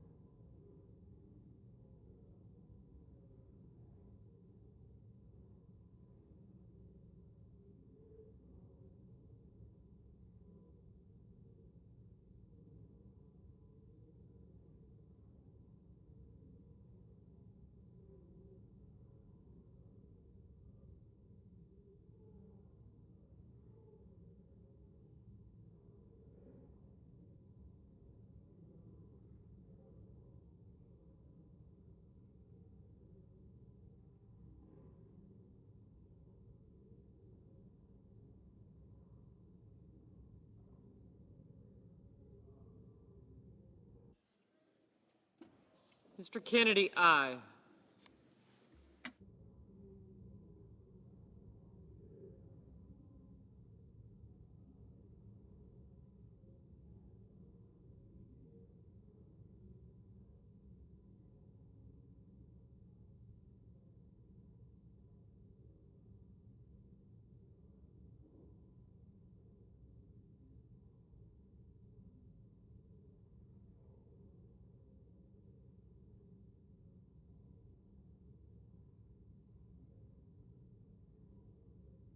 Ms. Ernst, aye.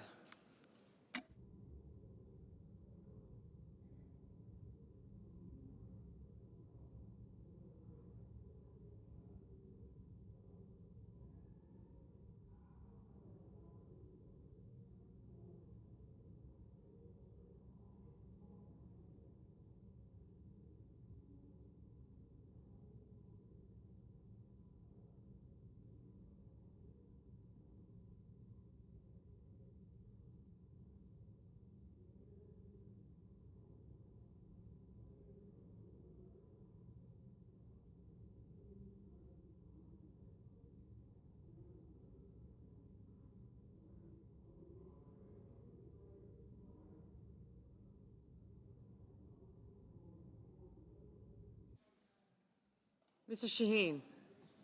No.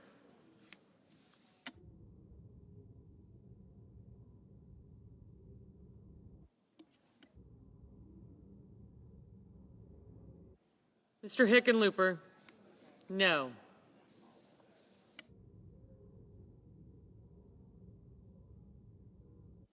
Mrs. Fisher, aye.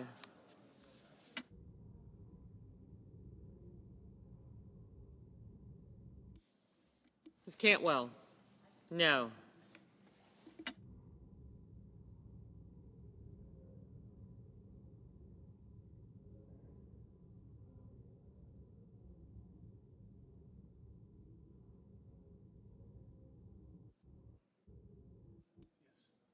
Mr. Paul, aye.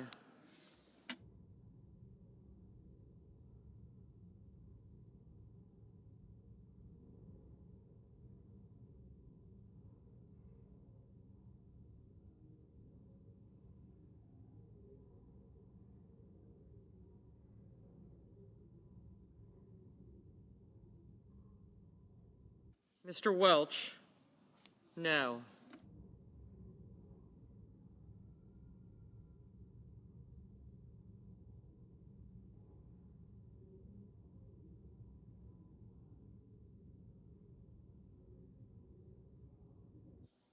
Mr. Bozeman, aye.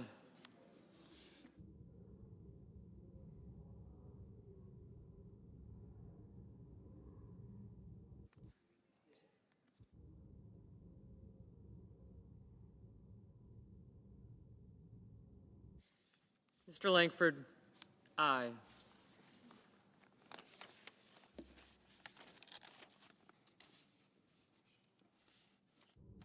Mr. Hoven, aye.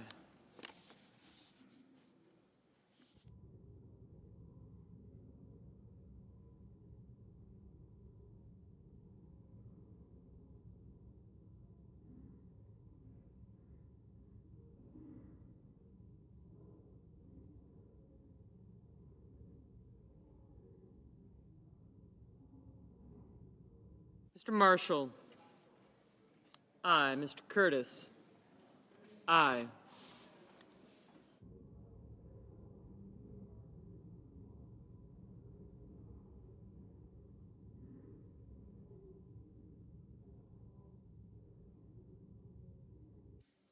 Mr. Murphy, no.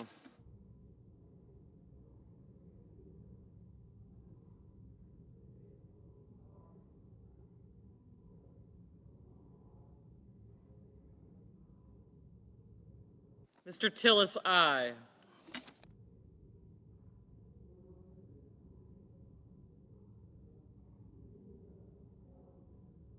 Mr. Merkley, no.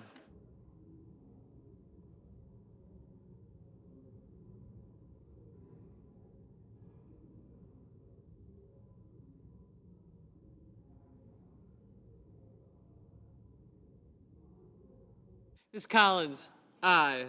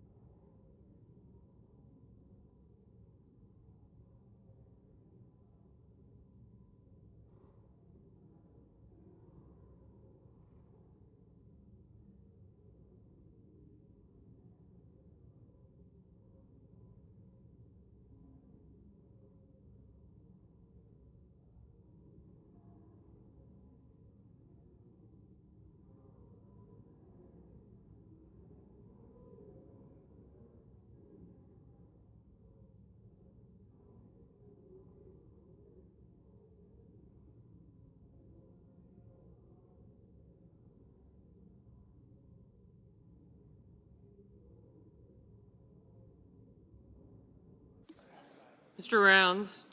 Aye. Mr. Coons? No.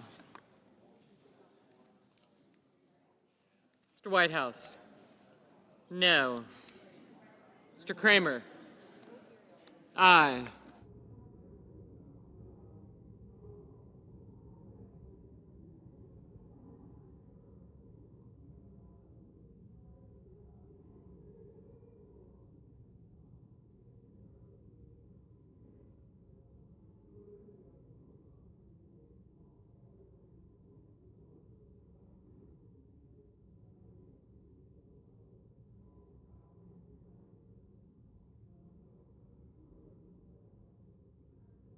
Mr. Kelly? No.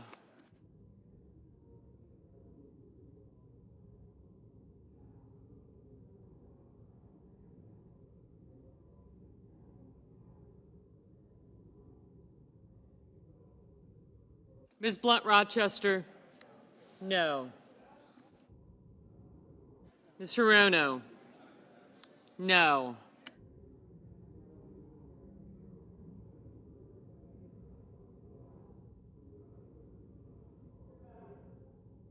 Mr. Fetterman? Aye.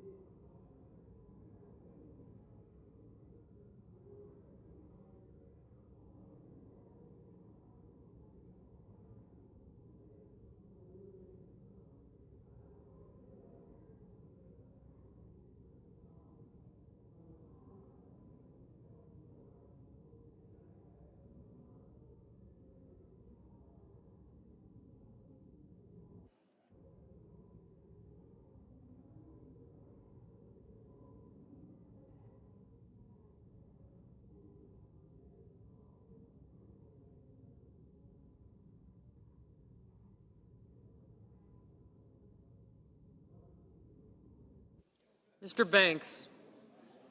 Aye.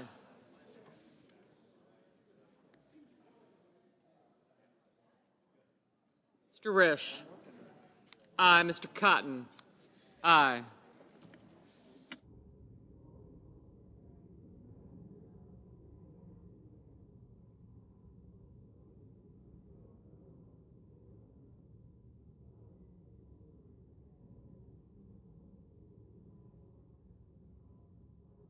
Ms. Slotkin. No.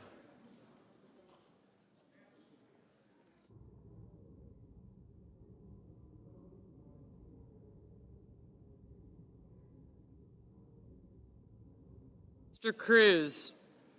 Aye.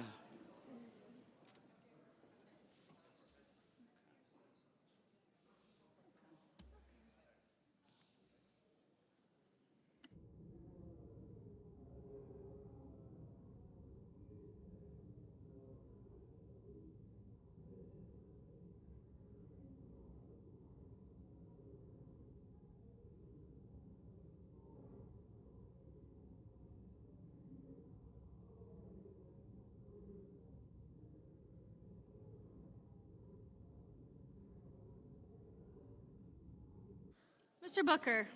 Mr. Booker. No.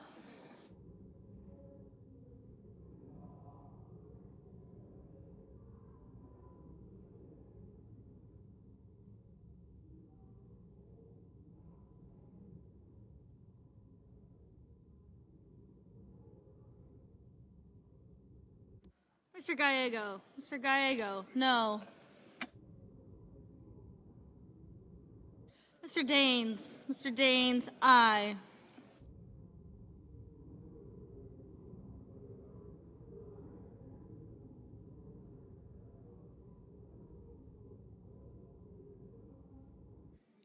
Mr. Van Hollen. Mr. Van Hollen. No. Mr. McConnell. Mr. McConnell. Aye. Mr. Tuberville. Mr. Tuberville. Aye.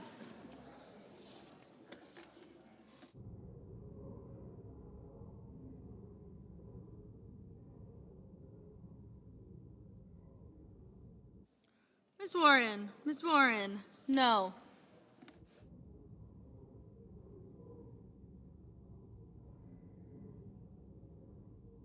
Ms. Duckworth. Ms. Duckworth. No.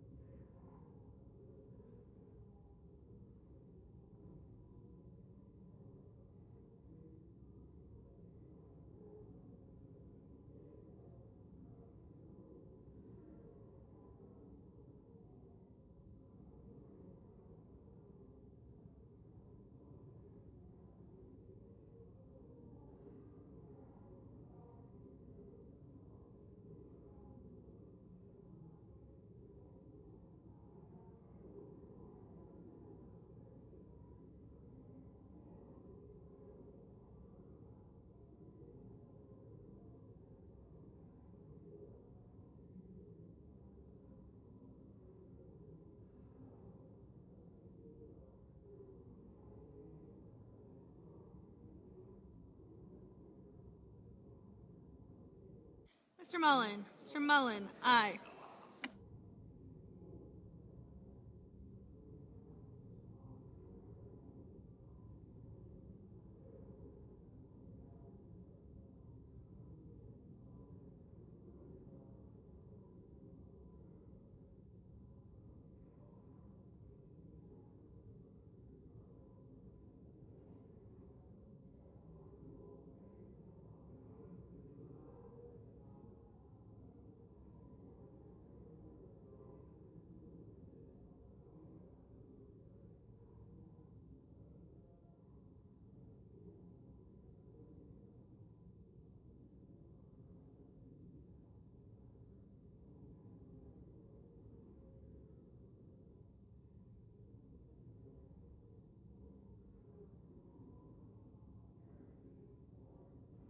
Mr. Graham. Mr. Graham. Aye.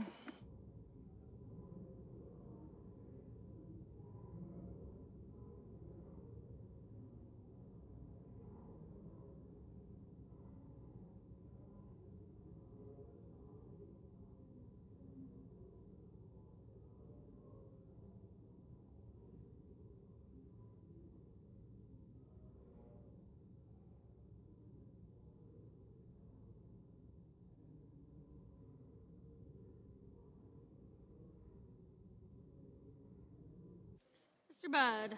Mr. Budd, aye.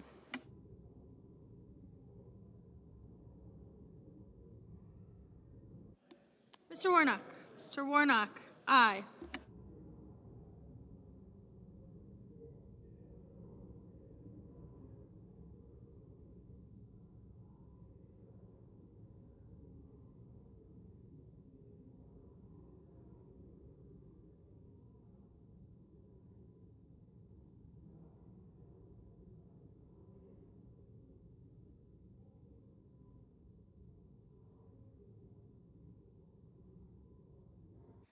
Mr. Ossoff. Mr. Ossoff, aye.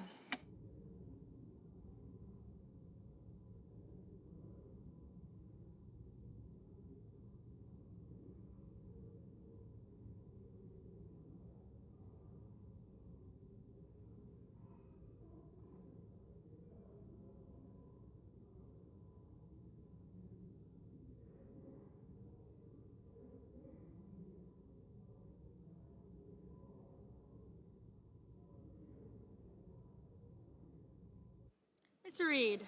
Mr. Reed, no.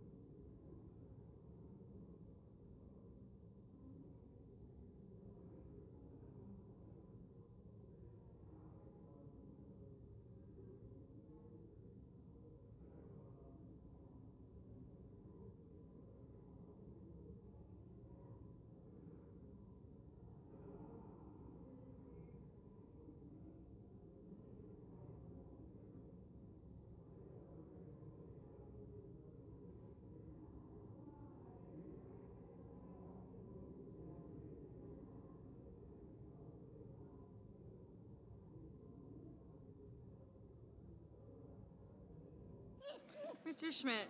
Mr. Schmidt, aye.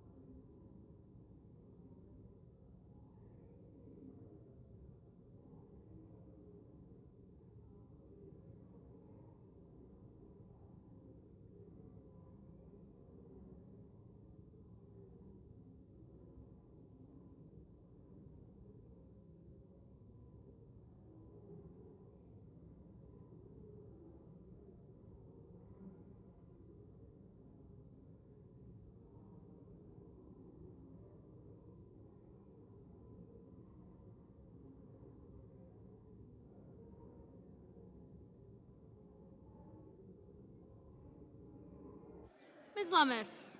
Ms. Lummis, aye.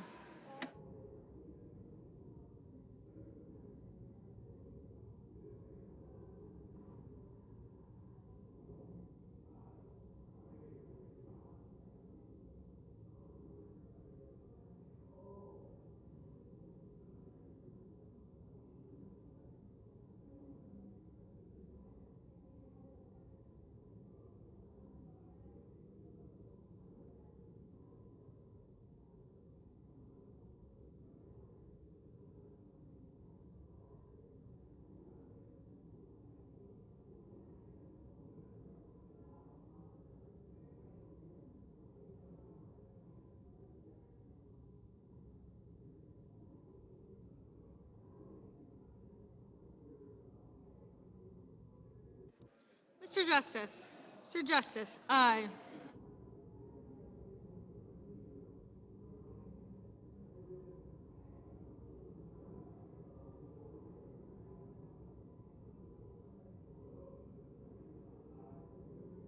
Mr. Wicker. Mr. Wicker, aye.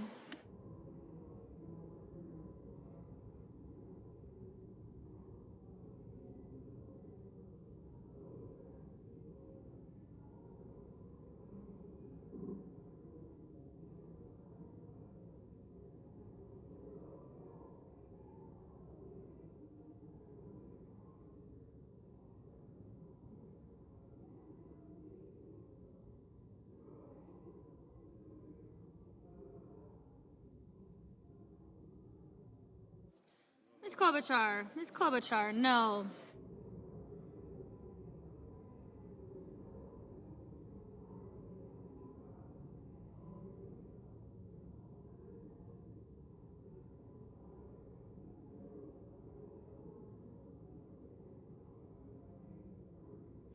Mr. Thune.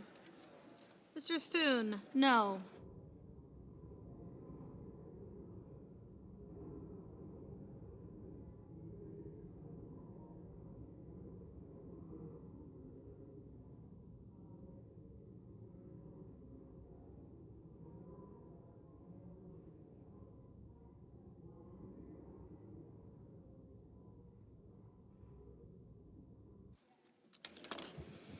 On this vote, the yeas are 54, the nays are 45.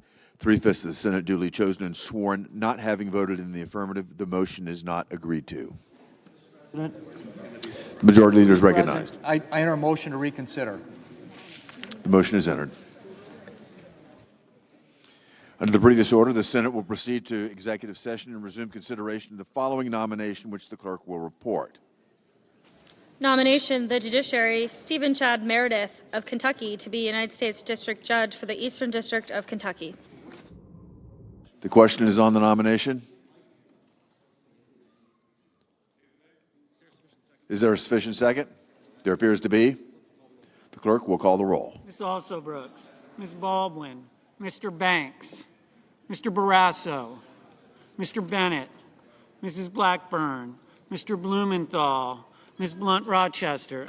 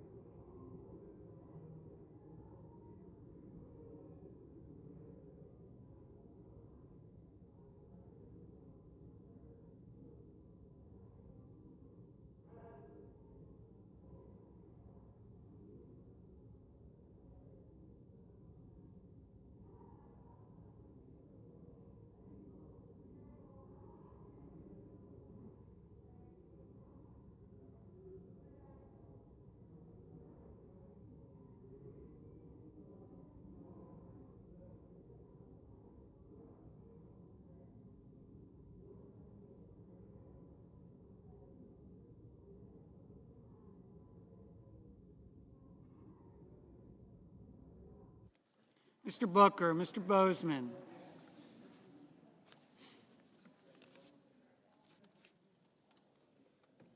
Mrs. Britt, Mr. Budd, Ms. Cantwell, Mrs. Capito, Mr. Cassidy, Ms. Collins, Mr. Coons, Mr. Cornyn, Ms. Cortez Masto, Mr. Cotton, Mr. Kramer.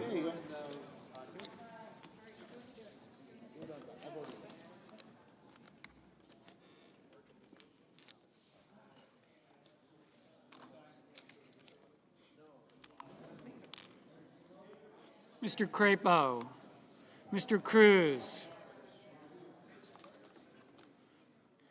Mr. Curtis, Mr. Daines, Ms. Duckworth, Mr. Durbin, Ms. Ernst, Mr. Fetterman, Mrs. Fisher, Mr. Gallego, Mrs. Gillibrand, Mr. Graham, Mr. Grassley, Mr. Haggerty,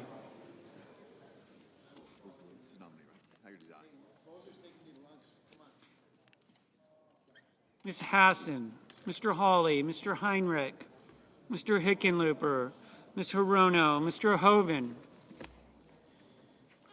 Mr. Husted, Mrs. Hyde-Smith, Mr. Johnson, Mr. Justice, Mr. Kane, Mr. Kelly, Mr. Kennedy, Mr. Kim, Mr. King,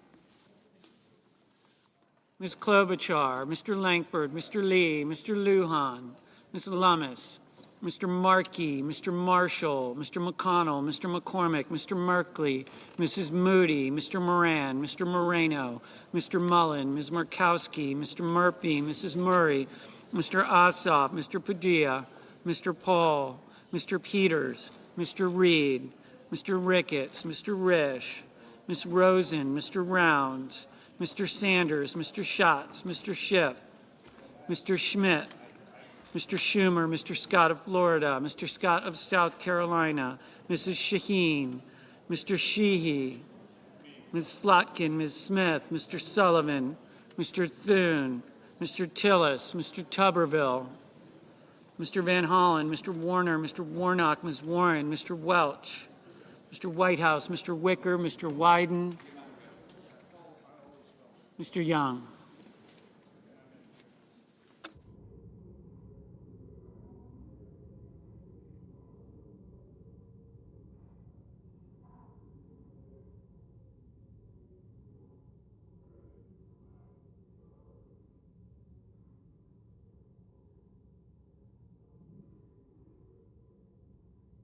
Senators voting in the affirmative: Banks, Barrasso, Bozeman, Britt, Budd, Cassidy, Collins, Kramer, Daines, Ernst, Graham, Grassley, Haggerty, Hoven, Langford, Lummis, McConnell, McCormick, Moreno, Mullen, Ricketts, Risch, Schmidt, Scott of Florida, Wicker. Senators voting in the negative: Also Brooks, Blunt Rochester, Booker, Cantwell, King, Merkley, Murray, Ossoff, Reed, Schatz, Schumer, Shaheen, Slotkin, Smith, Warnock.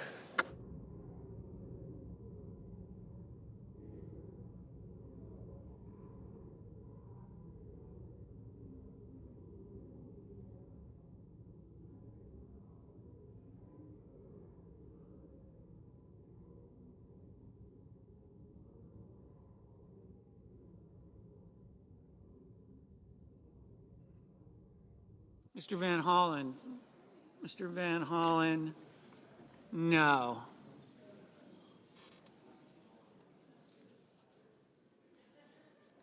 Ms. Hassan, no.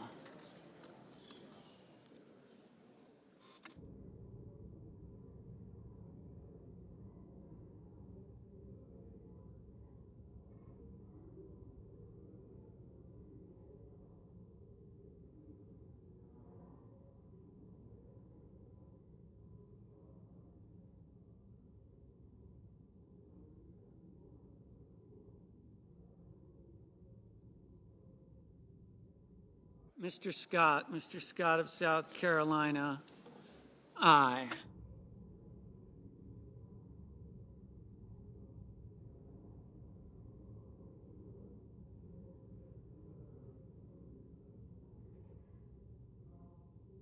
Mr. Wyden, no.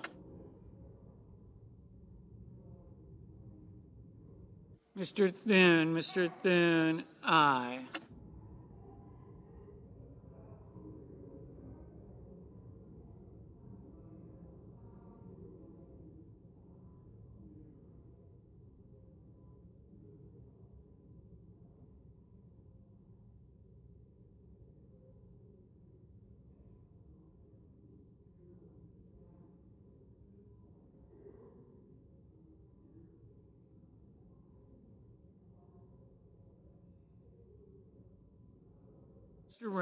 Mr. Rounds, aye.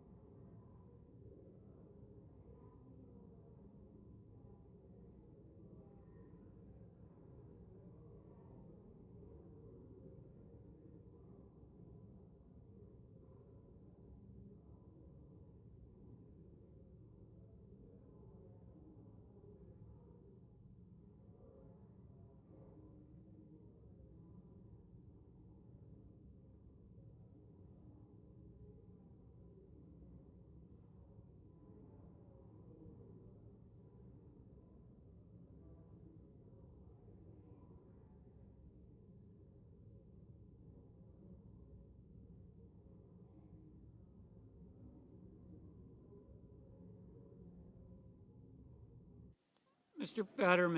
Fetterman, no.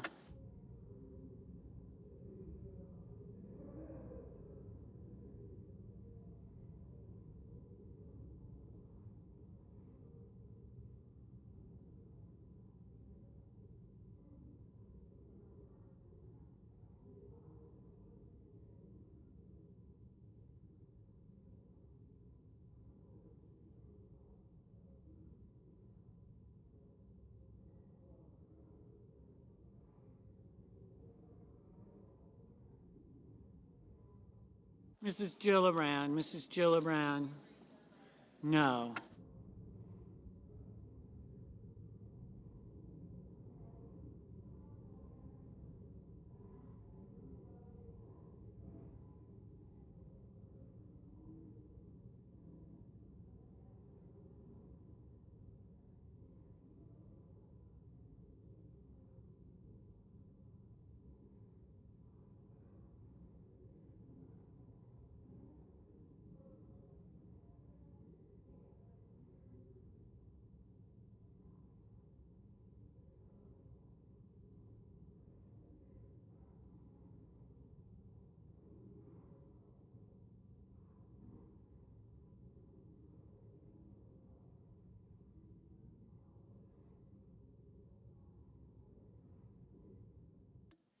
Mr.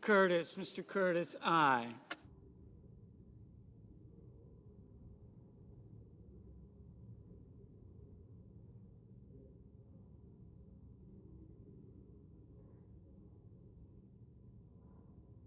Mr. Tillis, aye.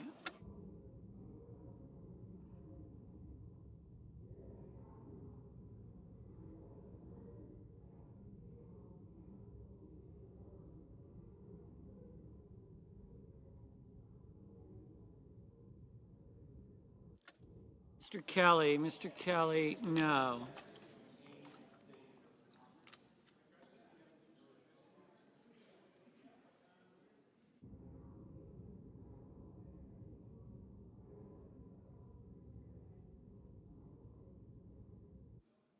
Mr. Durbin, no.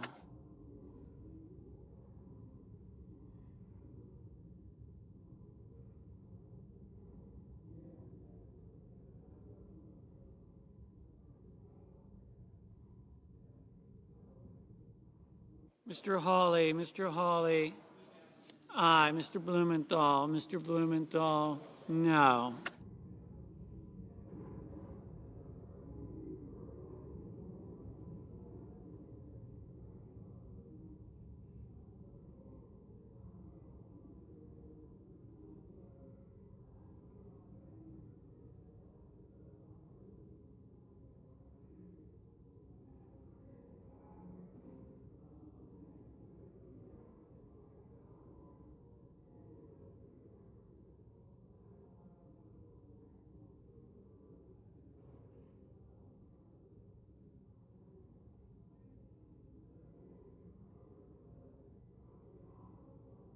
Mr. Heinrich, no.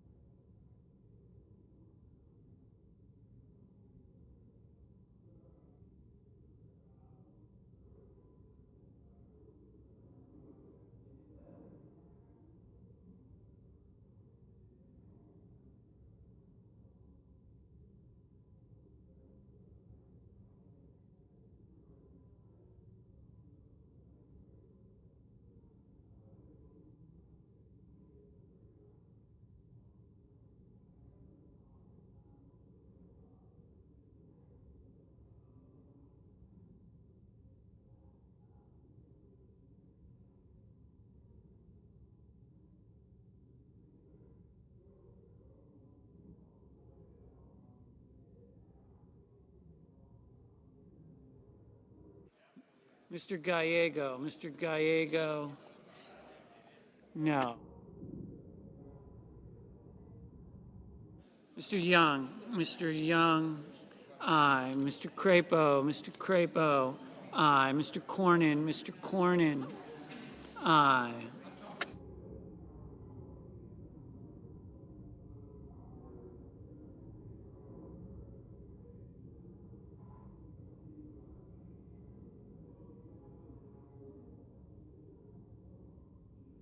Mr. Lee, aye. Ms. Hirono, no.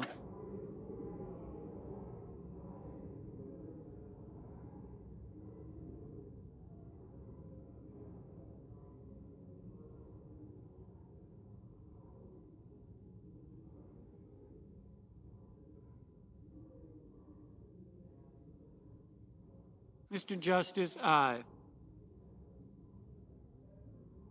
Mrs. Fisher, aye.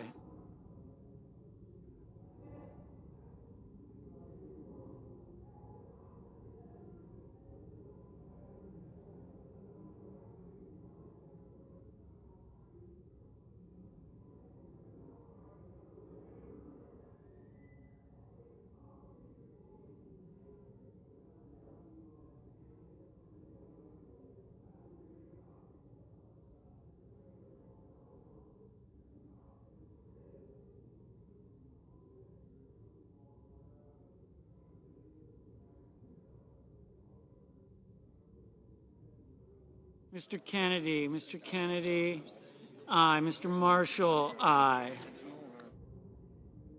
Ms. Baldwin, no.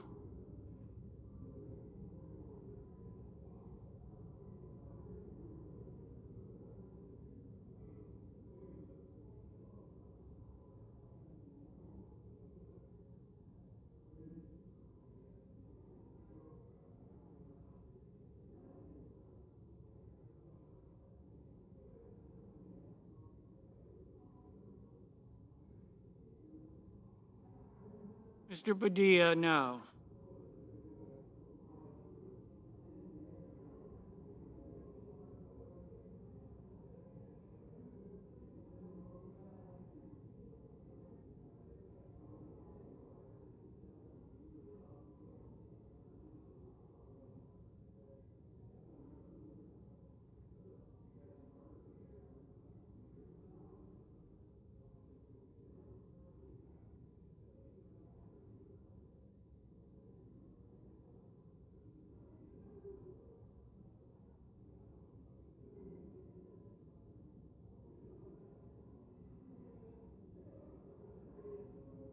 Mrs. Hyde Smith, aye.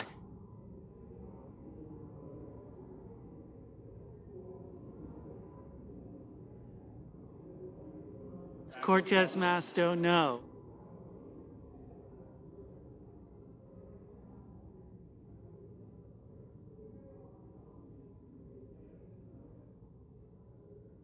Mr. Whitehouse, no.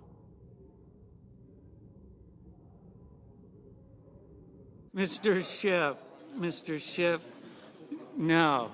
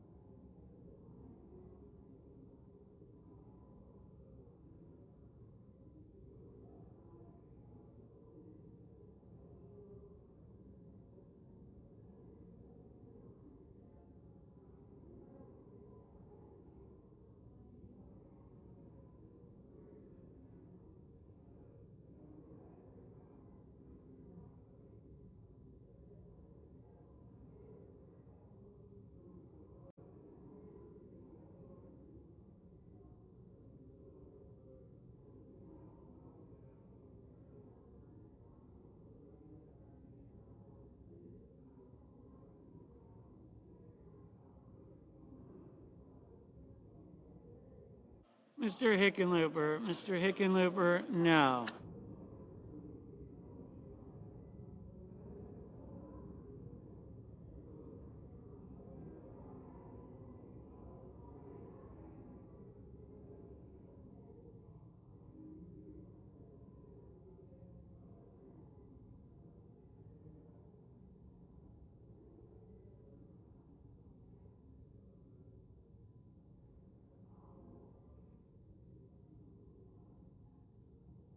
Ms. Duckworth, no. Mr. Markey, no.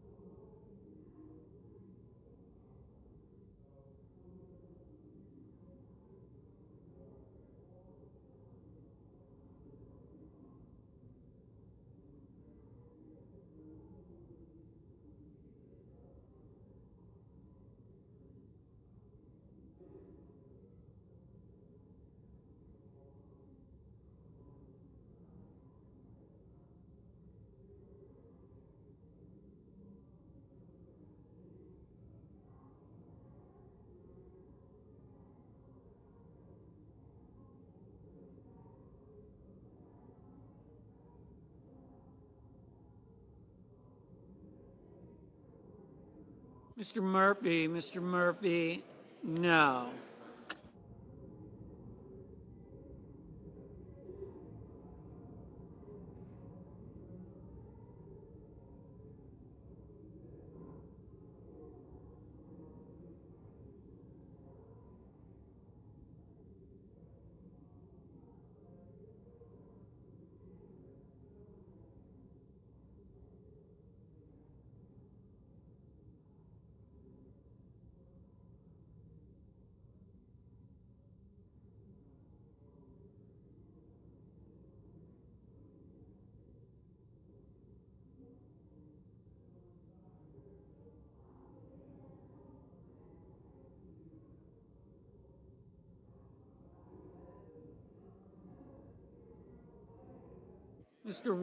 Mr. Welch, no.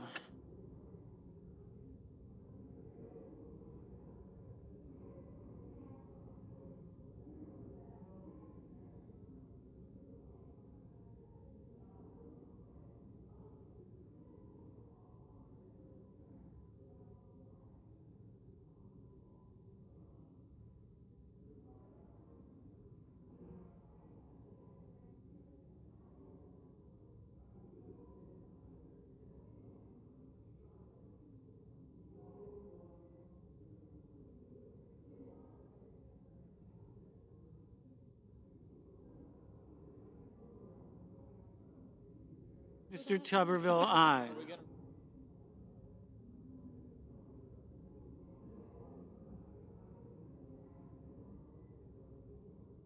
Mr. Lujan, no.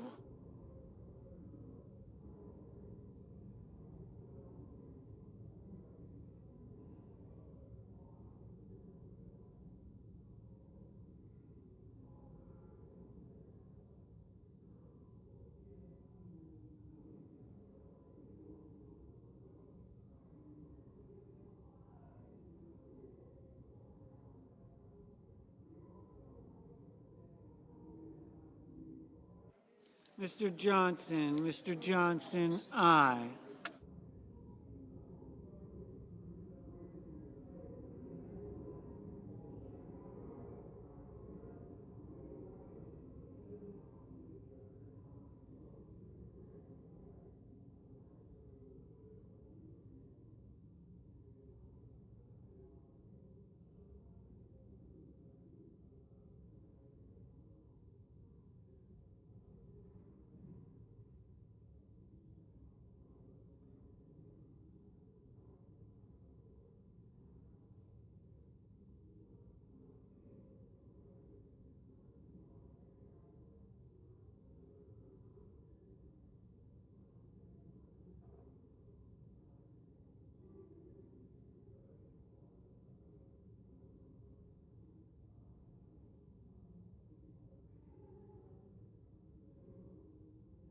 Mr. Bennett, no. Mr. Cotton, aye.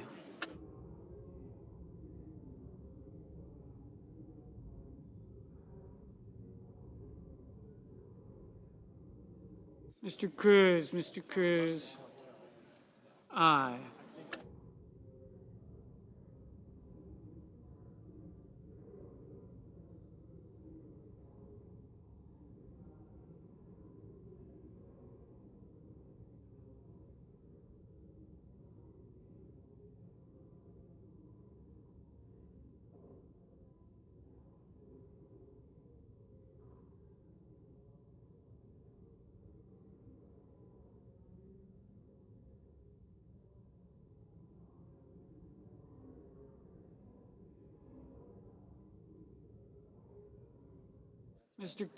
Mr. Kim, no. Mr. Husted, aye. Mrs. Moody, aye.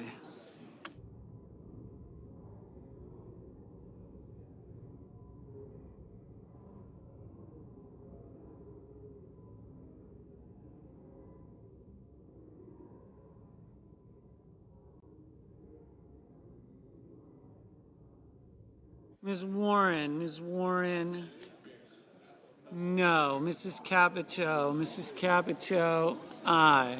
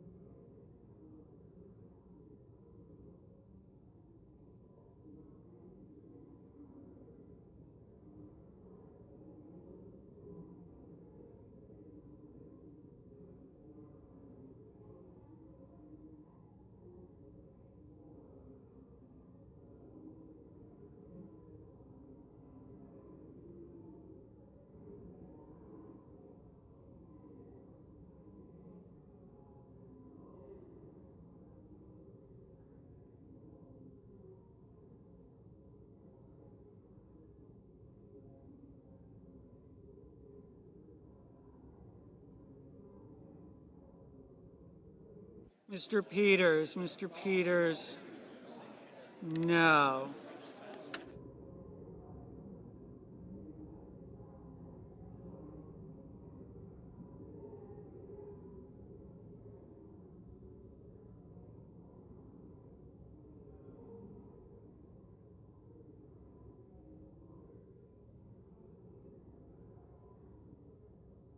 Mr. Coons. Mr. Coons, no.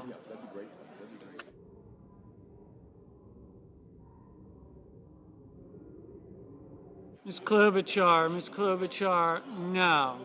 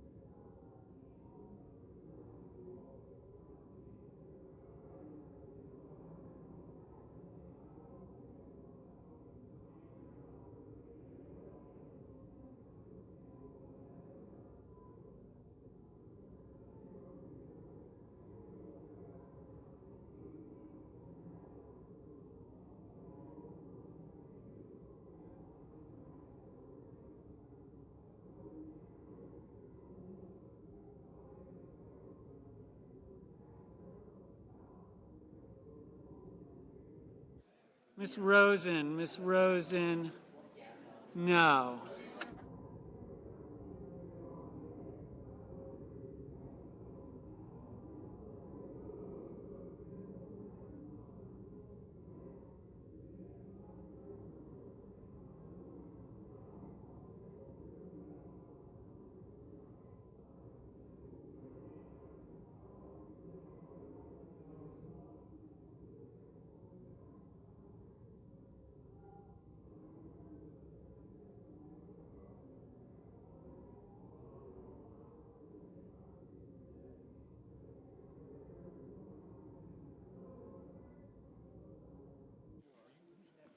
Mr. Paul, aye.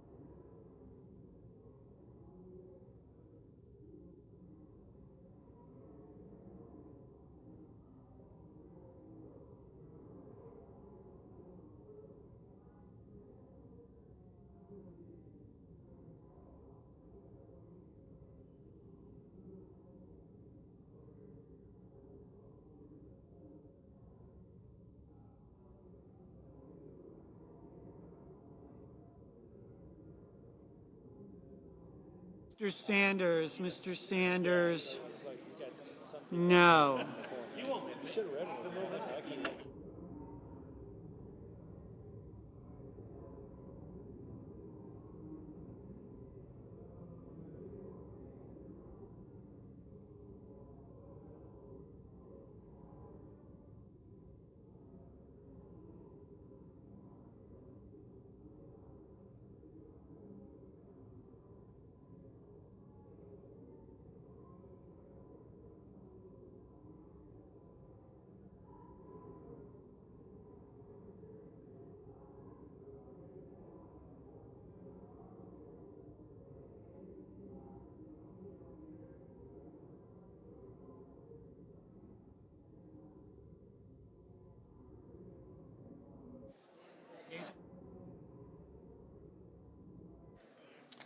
On this vote, the yeas are 48, the nays are 45, and the confirmation is confirmed. Under the previous order, the motion to reconsider is considered made and laid upon the table, and the President will be immediately notified of the Senate's actions. The clerk will report the motion to invoke cloture. Cloture motion. We, the undersigned senators, in accordance with the provisions of Rule 22 of the Standing Rules of the Senate, do hereby move to bring to a close debate on the nomination of Rebecca L. Tableson of Wisconsin to be United States Circuit Judge for the 7th Circuit, signed by 17 senators. By unanimous consent, the mandatory quorum call has been waived. The question is it the sense of the Senate that debate on the nomination of Rebecca L. Tableson of Wisconsin to be the United States Circuit Court Judge for the 7th Circuit shall be brought to a close? The yeas and nays are mandatory under the rule. The clerk will call the roll. Ms. Alsobrooks, Ms. Baldwin.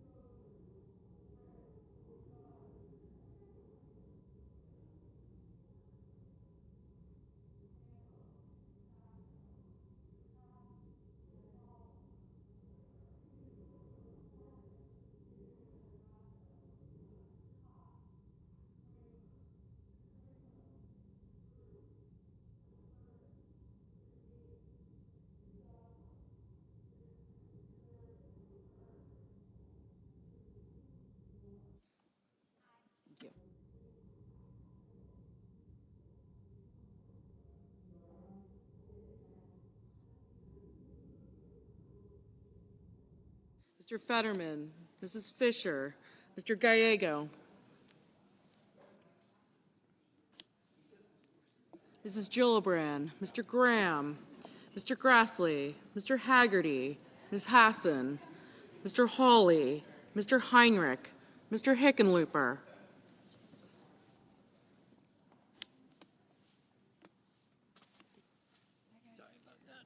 Ms. Hirono,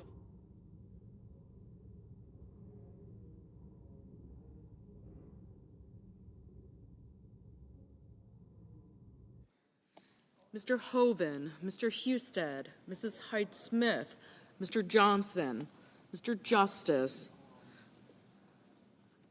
Mr. Kane, Mr. Kelly, Mr. Kennedy, Mr. Kim, Mr. King, Ms. Klobuchar, Mr. Langford, Mr. Lee, Mr. Lujan, Ms. Lummis, Mr. Markey, Mr. Marshall, Mr. McConnell, Mr. McCormick, Mr. Merkley, Mrs. Moody,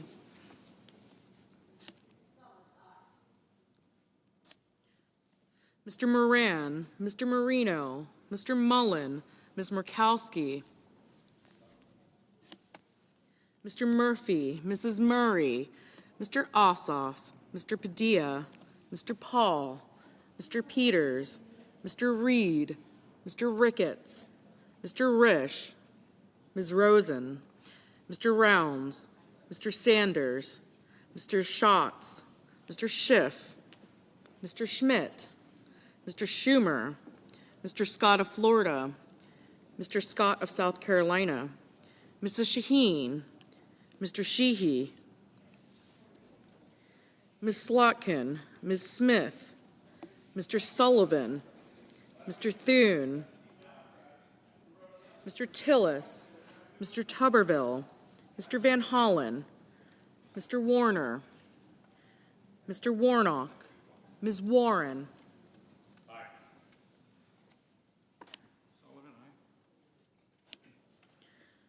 Mr. Welch, Mr. Whitehouse, Mr. Wicker, Mr. Wyden, Mr. Young.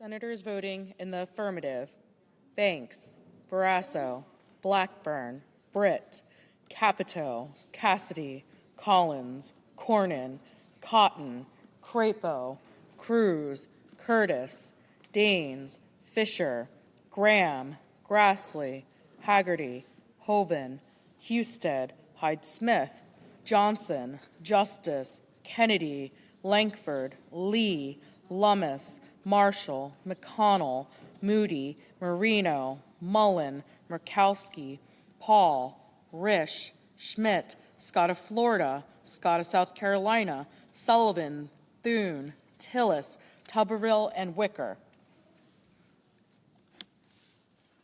Senators voting in the negative: Baldwin, Booker, Cantwell, Coons, Duckworth, Durbin, Fetterman, Gallego, Hassan, Heinrich, Kane, Kim, King, Klobuchar, Lujan, Murphy, Murray, Padilla, Peters, Reed, Rosen, Sanders, Schiff, Smith, Warner, Warren, Whitehouse, and Wyden.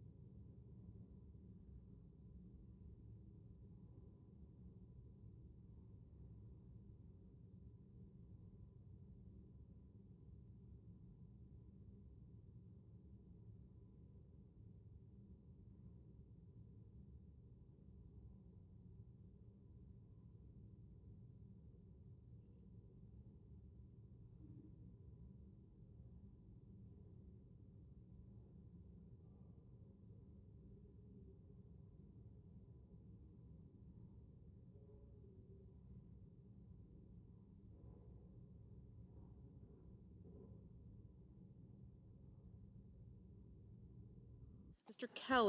Kelly, no.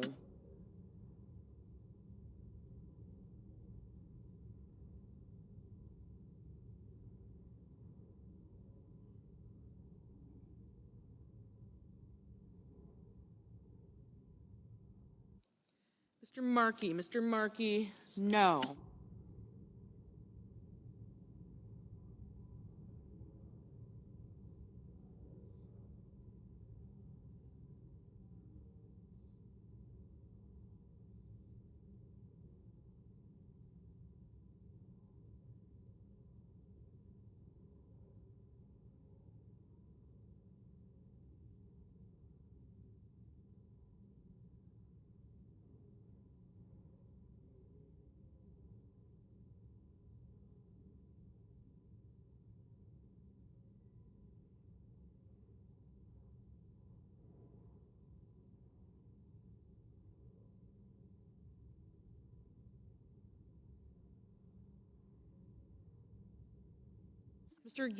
Mr. Young, aye.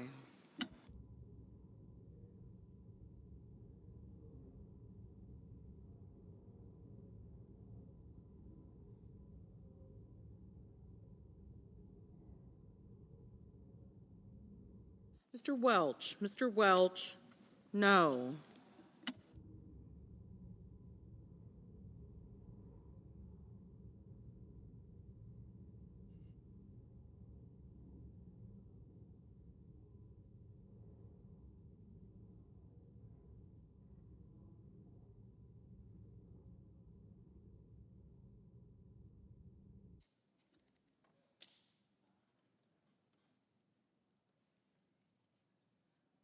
Mr. Van Hollen, no.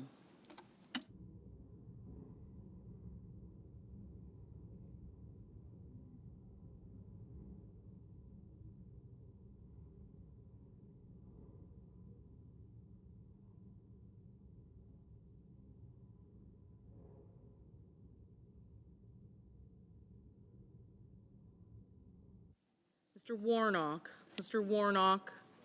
no.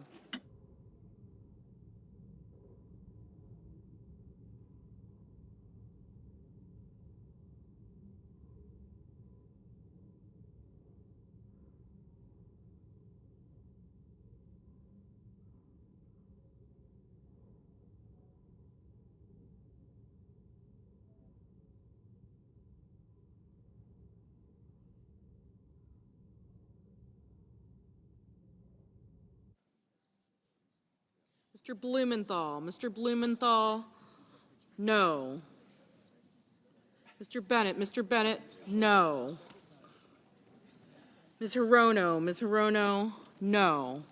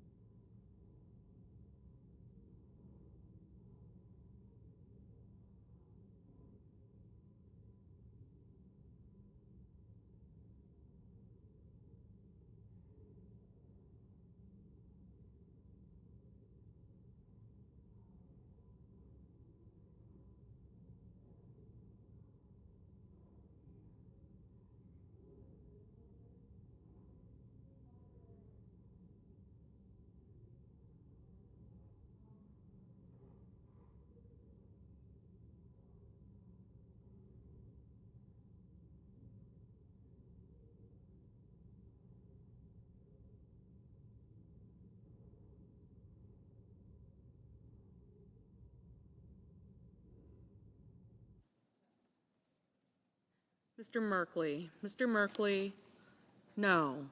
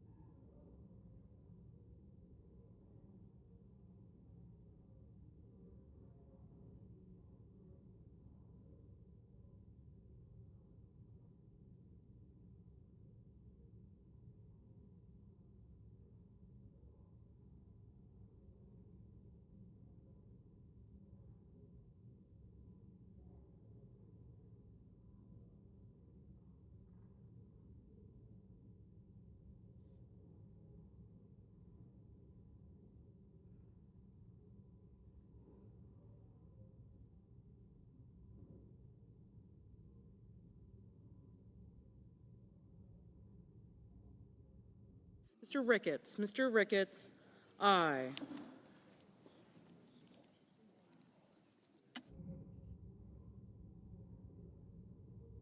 Ms. Slotkin. Ms. Slotkin, no.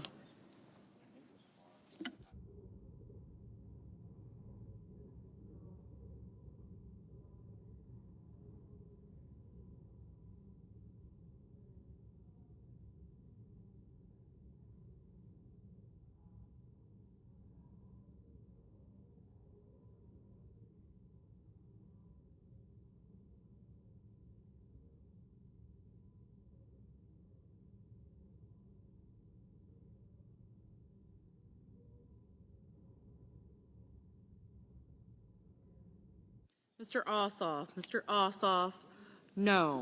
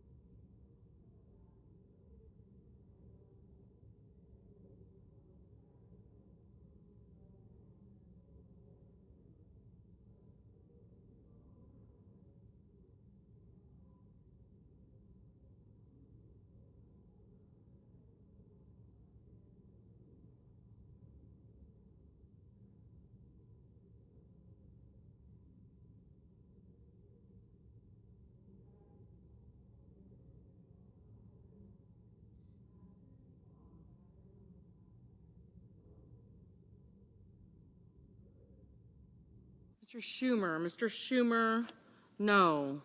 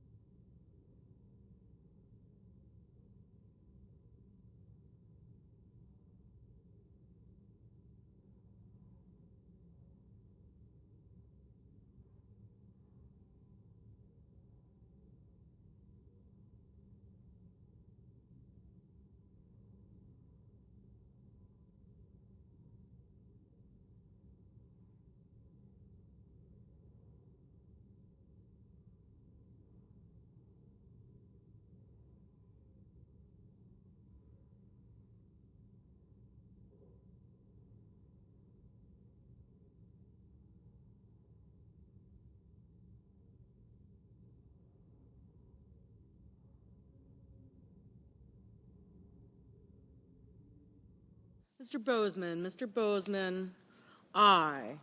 Mr. Kramer, aye. Mrs. Gillibrand, no.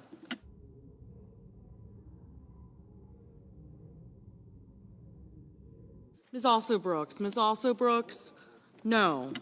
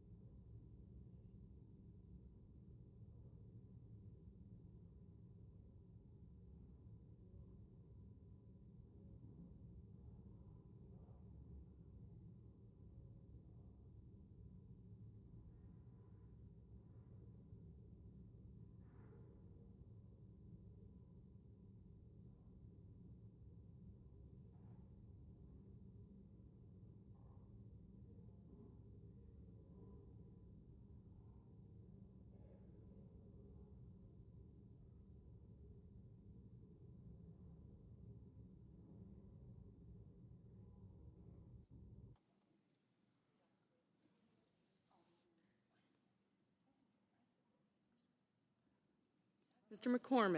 McCormick, aye.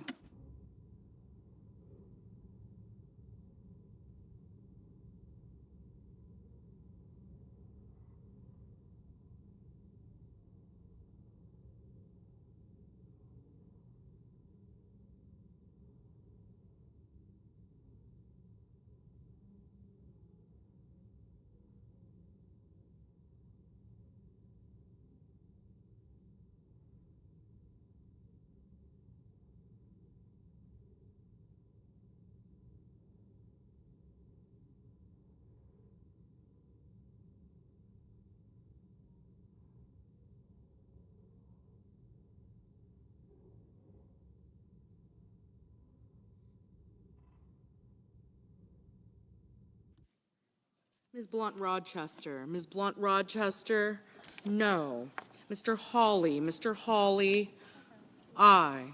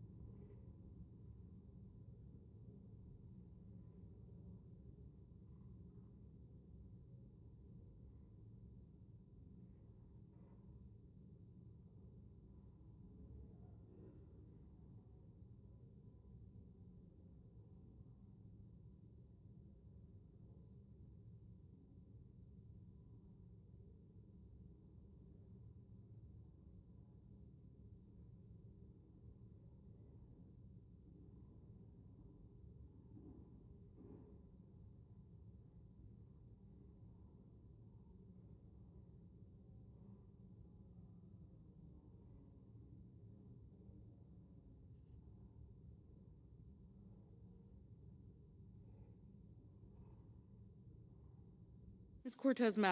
Cortez Masto, no.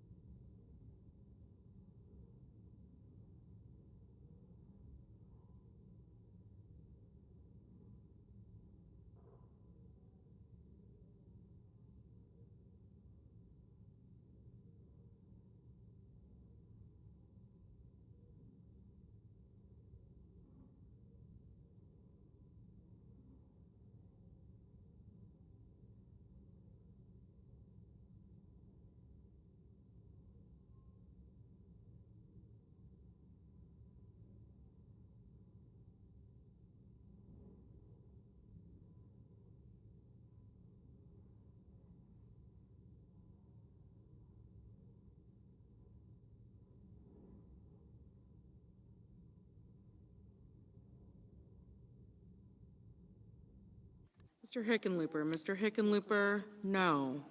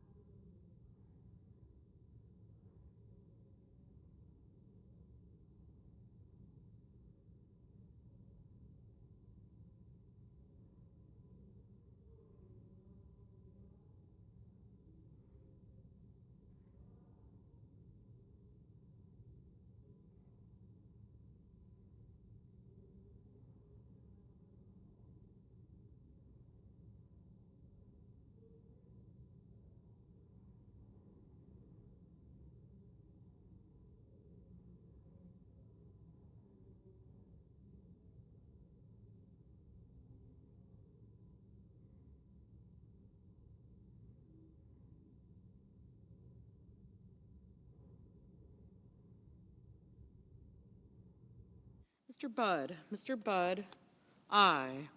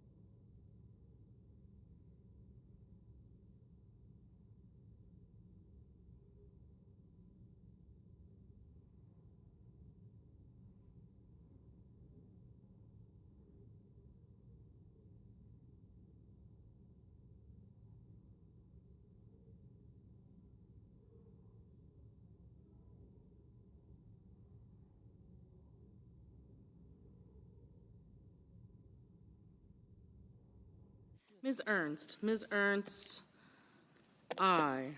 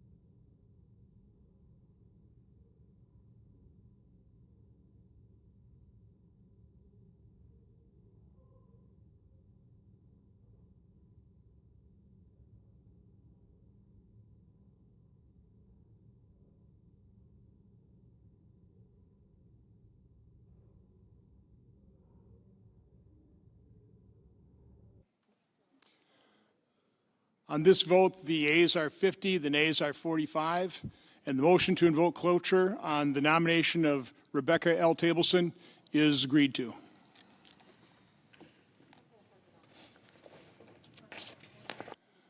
The clerk will report the nomination. The Judiciary, Rebecca L. Tableson of Wisconsin, to be United States Circuit Judge for the 7th Circuit. Mr. President. Majority Leader. Mr. President, just to remind our colleagues, we've had now a series 3 votes and a couple of them on judges, but one of the votes in there was on a Senator Johnson proposal that would have paid all federal employees who are currently working in the middle of a shutdown.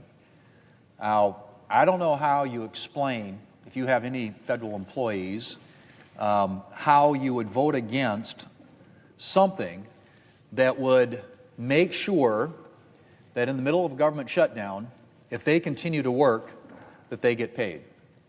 That's all it was. Very simple, very straightforward. And I, for the life of me, again, I think the other side is in a very bad headspace right now to vote against something like that. If you have any federal employees in your state, obviously a lot of them here in this area, all of our staffs are currently not getting paid.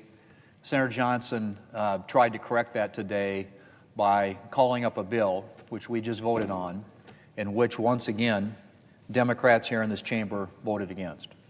We've had in front of us, we've had a dozen votes now on a continuing resolution that would open up the government. It's been sitting at the desk now for some time. The House has passed it. We need 5 Democrats to join us. Send it to the President. He will sign it into law. The government opens up. It's clean. It's nonpartisan. It has no policy riders, no partisan gimmicks attached to it. It's a straightforward continuing resolution to fund the government until a certain time. And Senator Johnson's was even more straightforward than that, really, because it simply said that if you are a federal employee and you are currently working today, like everybody here in this chamber, you will get paid. And again, it's I can't explain what's going on, and on the other side of the aisle, but they consistently come down here and vote against paying people who are working every single day and not getting paid. So, Mr. President, that was the vote we had just a couple of votes ago. Mr. President, I ask unanimous consent that the post-cloture time with respect to the Tableson nomination be expired and the Senate vote on confirmation of the nomination at a time to be determined by the Majority Leader in consultation with the Democratic Leader no earlier than Monday, October the 27th. Further, if confirmed, the motion to reconsider be considered made and laid upon the table and the President be immediately notified of the Senate's action. With that objection. Mr. President, I move to proceed to legislative session. The question is on the measure. The question is on the motion. All in favor say aye. Aye. All opposed, no. The ayes appear to have it. The ayes do have it.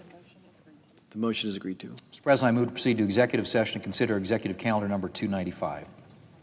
The question is on the motion. All in favor say aye. Aye. All opposed say nay. It appears the ayes have it. The motion is agreed to. The clerk will report the nomination. Nomination, the Judiciary, Jordan Emery Pratt of Florida to be United States District Judge for the Middle District. President, I send a cloture motion to the desk. The clerk will report.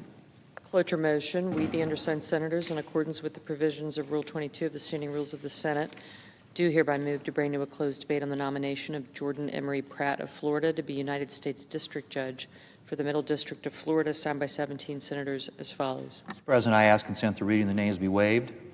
Without objection. And I move to proceed to legislative session. The question is on the motion. All in favor say aye. Aye. All opposed say nay. The ayes appear to have it. The ayes do have it. The motion is agreed to. Mr. President, I move to proceed to executive session to consider executive calendar number 457. The question is on the motion. All in favor say aye. Aye. All opposed say nay. It appears the ayes have it. The ayes do have it. The motion is agreed to. The clerk will report the nomination. Nomination, the Judiciary, Edmund G. LaCour, Jr. of Alabama to be United States District Judge for the Northern District of Alabama. Mr. President, I send a cloture motion to the desk. The clerk will report. Cloture motion. We, the undersigned senators, in accordance with the provisions of Rule 22 of the Standing Rules of the Senate, do hereby move to bring to a closed debate on the nomination of Edmund G. LaCour, Jr. of Alabama to be United States District Judge for the Northern District of Alabama, signed by 17 senators as follows. Mr. President, I ask consent the reading of the names be waived. Without objection. Thank you, Mr. President.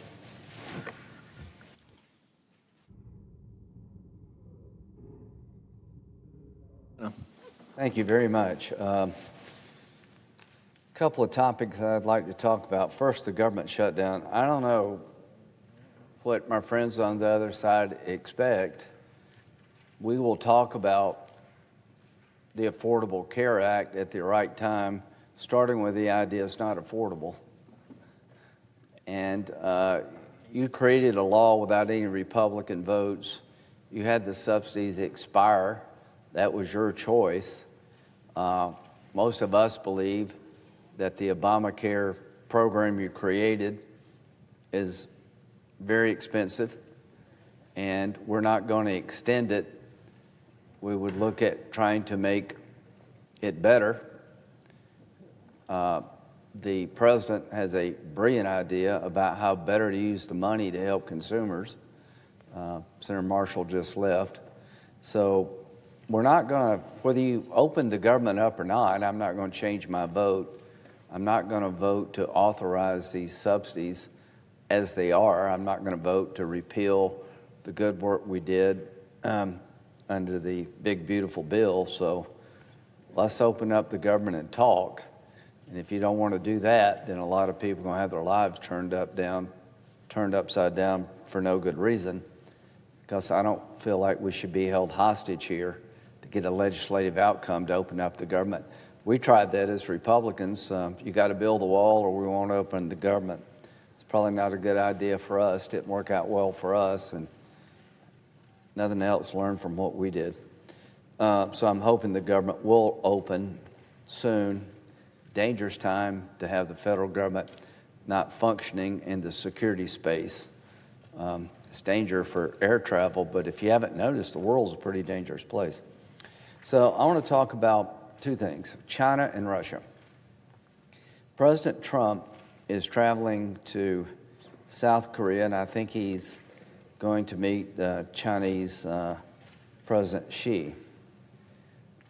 I don't mind talking with people that I disagree with. I like the fact that President Trump has reached out to adversaries, try to find common ground to end conflicts that have been very destructive.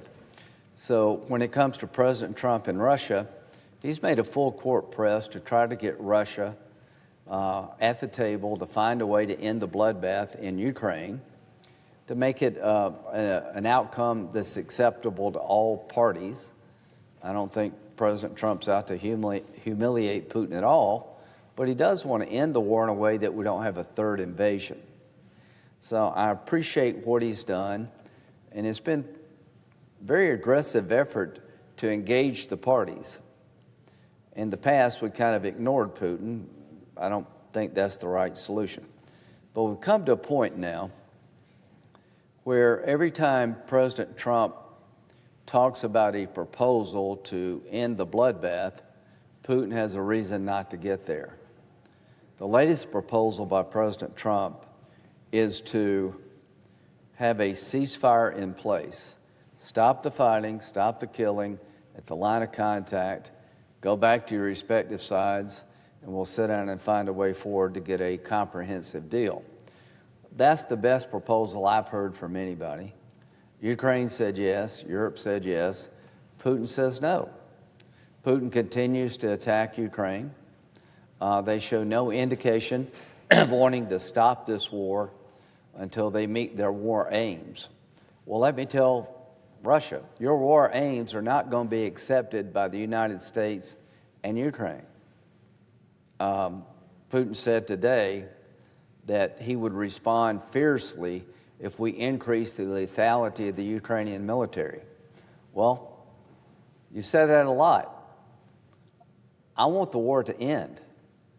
I don't want anything Russia has. I just want the war to end in an honorable and just way.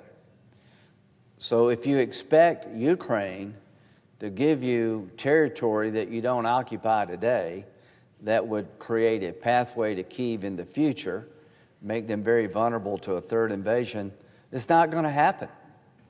And I know Putin could care less about how many Russians die. They say 1 million casualties. I don't know. Who knows? I know this. His respect for life is pretty low. North Koreans, people from all over the Russian provinces have been thrown into a meat grinder, and he could really care less. He does care about his own lifestyle. Beyond that, I don't think he cares less, could care less. His economy is selling cheap oil and gas to fuel his war machine. So he's selling gas and oil well below market prices, Putin, to get the money to continue the attack on Ukraine. So President Trump and myself and many of us here are suggesting to those who buy cheap Russian oil and gas, stop it so we can find a way to get Putin to the peace table. The largest 3 customers buying Russian oil and gas that do not help Ukraine are China, India, and Brazil. If those 3 customers told Putin, it's time to wind this war down, then I think the war would be over pretty quickly, because without oil and gas money, he can't prosecute the war. I understand wanting to buy cheap Russian oil, but I don't understand a country that buys cheap Russian oil knowing that it's going to be used to kill innocent people and acquire land from others by force of arms. I've been told that our friends in India are very proud. You have a lot to be proud of. I've been told that our friends in India are trying to find a way to be less dependent on Russian oil. To our friends in India, well done. Before the invasion by Putin, India was buying 3% of their oil from Russia. After the invasion, it went up to almost 30%. Why? They were buying it below market prices from Russia, refining it in India and selling it at a profit. That's not something to be proud of. I'm hopeful that you're going to abandon that practice to get us to a place where we can end the war in Russia and stop the killing. So there's some progress there. As to China, if President Xi called Putin tomorrow and said, it's now time to wind this conflict down, you need to get to the peace table, I think Putin would not have much of a choice. China is the #1 customer of Russian oil. If they made a decision tomorrow to change that practice, then I think Putin's ability to prosecute the war would hit a wall. Now, President Trump is going to talk to Xi, hopefully, here soon. And there'll be a lot of issues on the table. As to China, it's a communist dictatorship. I'm no fan of the Chinese Communist Party. To say otherwise would be misleading. Having said that, there's times that we can do business with China for the betterment of all of us. This is one of those times. I'm hoping that when President Trump meets with President Xi, if that happens, that he will be able to persuade President Xi, it's now time to end the bloodbath in Ukraine. I need your help to get Putin to the table. And to China, if you were able to do that, I think it would open up opportunities between you, the United States, China, the United States, and the Western world to have a better relationship. If China wants to be a meaningful member of the international community and wants to be treated better, then act better. If you want to be treated normally, act normal. So to China, you have the power to help end this war. I would urge you to work with President Trump to achieve that goal. It will make the world a better place, and I think it will inure to the benefit of China. Sanctions were put on the 2 largest oil companies in Russia yesterday by Secretary Bessent at the direction of President Trump. I think President Trump has come to believe that Putin doesn't want a ceasefire at the line of contact, and everybody but him does. And I hope President Trump's new policy will be, I'm not going to talk to Russia anymore until they agree to a ceasefire at the line of contact like Ukraine has. Once that agreement's reached, then we can sit down and try to end this war. I hope he will tell President Xi that you have the chance to help me in this war, please do. I, along with the presiding officer of the Senate, many of us, 85 co-sponsors, we have legislation allowing President Trump, at his choice, to impose tariffs on countries that buy cheap Russian oil to prop up Putin's war machine that don't help Ukraine, and that would be China. So President Trump has used tariffs robustly, I think, to the benefit of our country. If he decides to go down the road of going after Putin's customers, he would have the blessing of the Congress, the House and the Senate. I can't think of an issue that's brought us together as a body in the Senate more than the desire to end this war in Ukraine and to use all the tools available to help President Trump get Putin's attention. The fact that Democratic colleagues, who are probably not a big fan of this president, are willing to empower the president to have tariff authority given to him by the Congress that would be bulletproof in court speaks well to them, and it speaks loudly to the idea that the Senate is united when it comes to standing up to Putin and those who prop him up to end this bloodbath. This bill has been around for a long time. People ask me all the time, what's going to happen?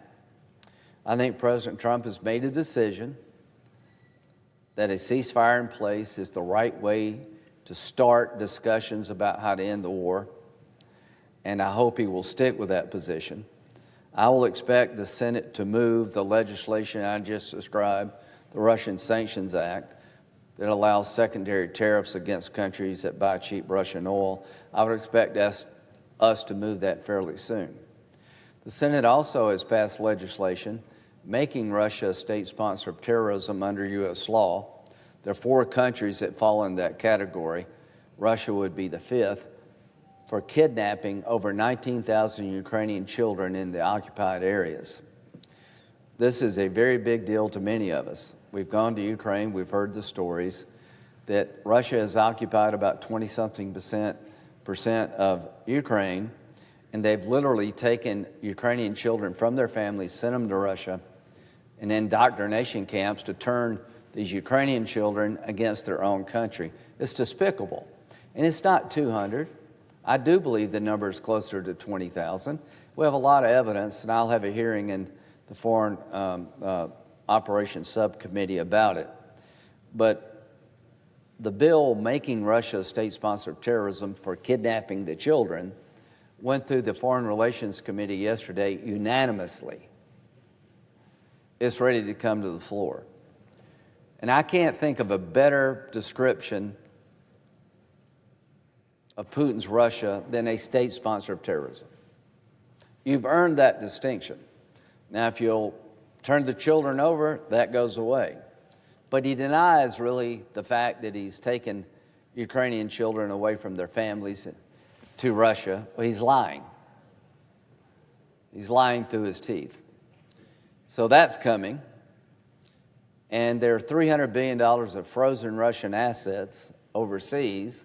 And we have legislation here, Senator Kennedy and others, that would take that money for the benefit of Ukraine.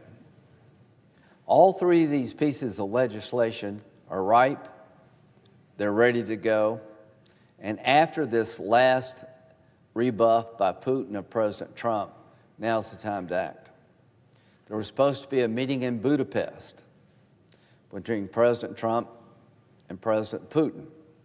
Well, that is off now because the goal was to have a ceasefire at the line of contact.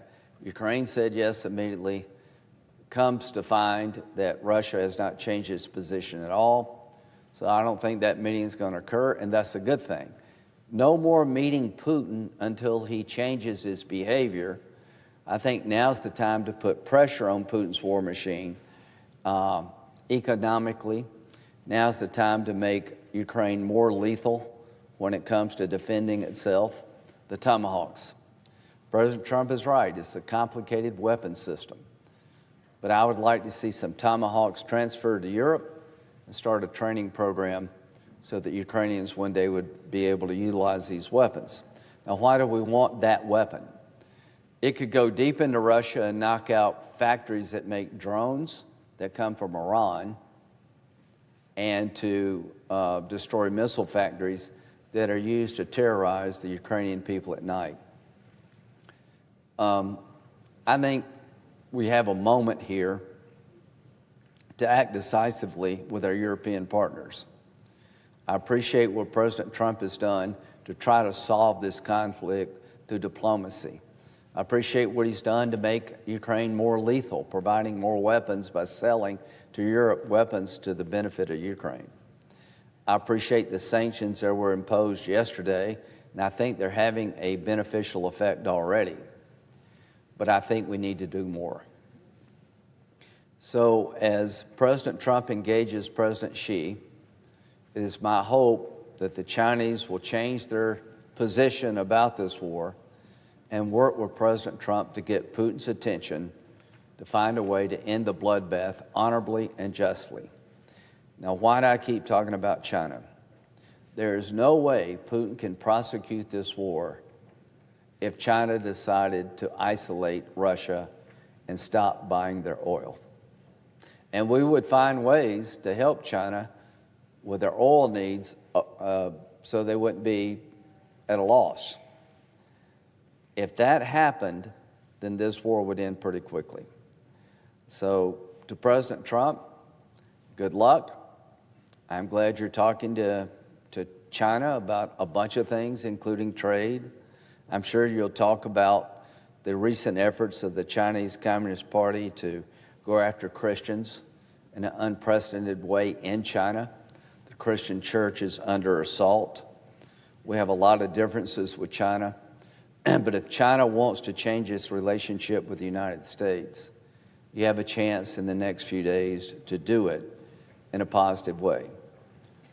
And to China, if I and others believed that you used your influence with Putin to end this bloodbath in Ukraine, it would be the benefit of you over time.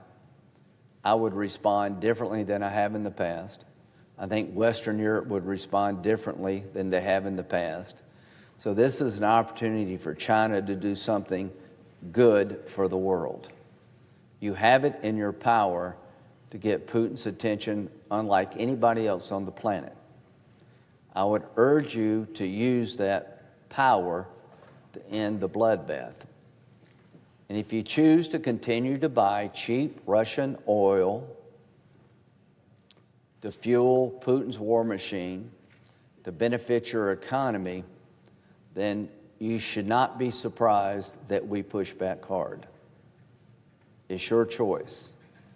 But I am speaking for most everybody in this body, where we believe the time has come for China, India, and Brazil to stop profiting off this war.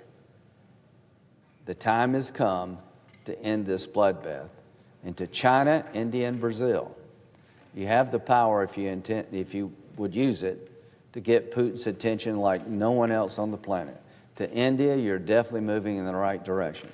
China made some announcements today about maybe reducing their purchases of Russian oil. All of this is good. And the reason I keep talking about this is I've concluded that unlike anybody else on the planet, China can, if they choose to, help us end this war better than anybody. So I'm appealing to President Xi to help President Trump end a war that should have been ended a long time ago. And I'm very concerned if this war continues, then the relationship between the United States and China is going to get worse, not better, and I seek it to be better. So, Madam President, you've been involved in everything I've just said. You've been one of the leading champions of protecting the Ukrainian children kidnapped by the Russians. You're one of the first people that sponsored the legislation. You've been to Ukraine numerous times. I knew you have a personal relationship with Ukraine. It goes back to a long time ago when you were actually involved with Ukraine and Ukrainian families spending some time there. You have been a strong, consistent voice that Russia needs to stop. We need to end the war, not continue the war. And to my Senate colleagues, you've been asking me a long time, when are we going to move your bill? It's not my bill, it's our bill. The time has come. I'm hoping, and I believe the majority leader agrees, that the time has come. We'll wait to see what happens in China, but if nothing changes in China, then we need to have a week, I believe, of where this body focuses on applying pressure against Russia to end this conflict for the betterment of the world. With that, I yield.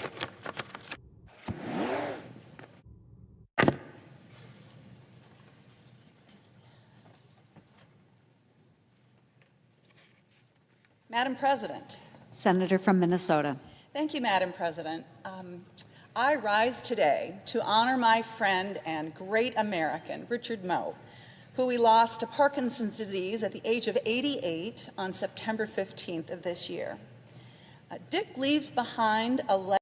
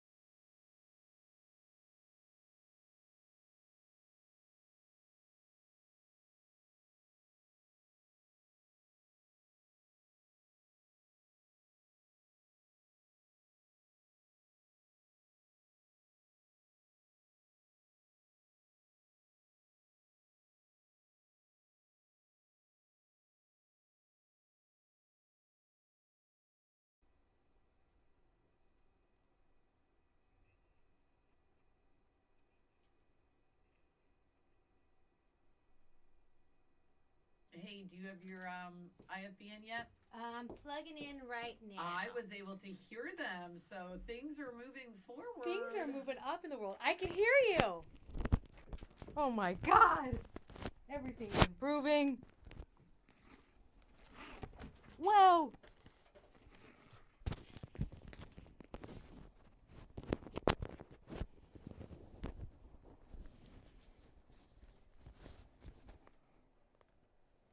They did? Oh, heck yeah.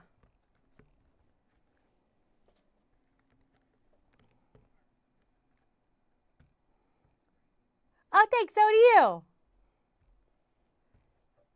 I can see you in my mind.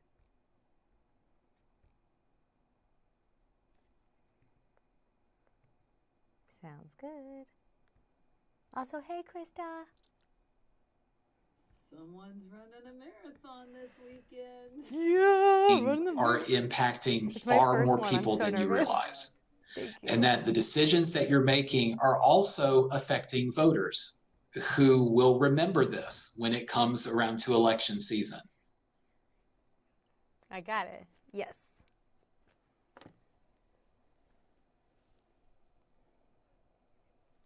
Yes, mic check 1 2, check check, mic check 1 2 3 4, check check check check check check check. Thank you. More than 1/3 of homebuyers across the country turn to federally backed loans to make home ownership possible. Public. Sweet. Yep, got it. Good evening, Fran. Bye, Fran.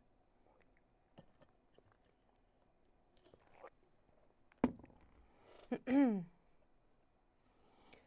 than 1/3 of home buyers across the country turn to federally backed loans to make homeownership possible, according to a 2024 report by the National Association of Realtors.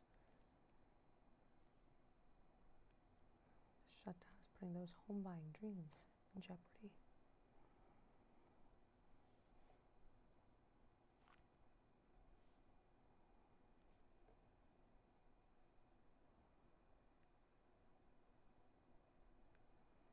So Carlos, are you in the news studio?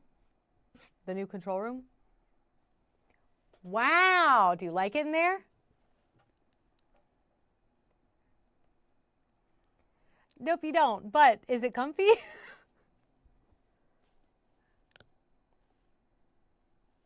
You're like, it'll do, I guess.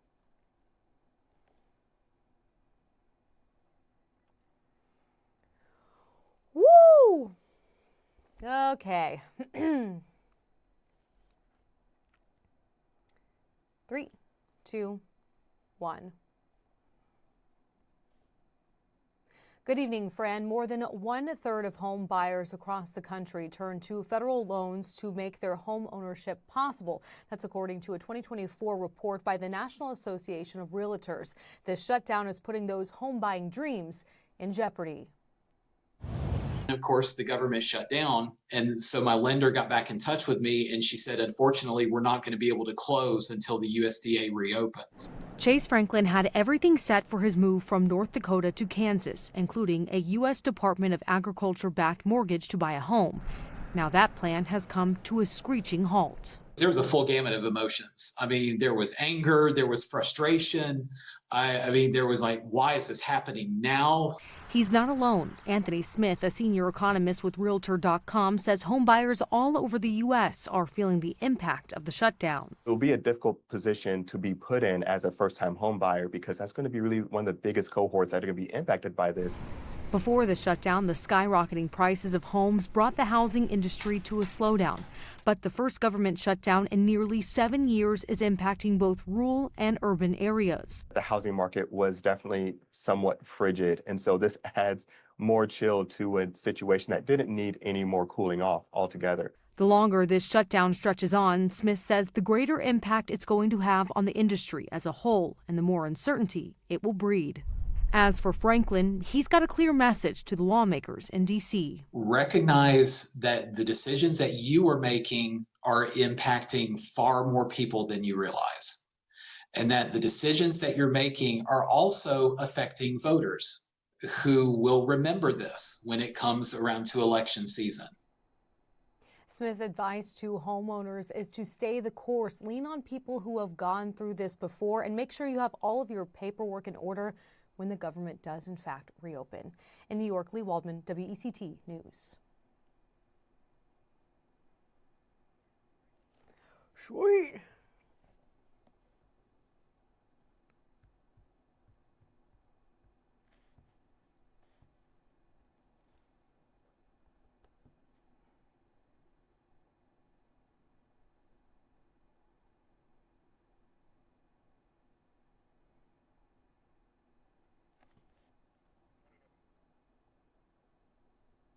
Yep, I can. Things are working. Wow. Perfect.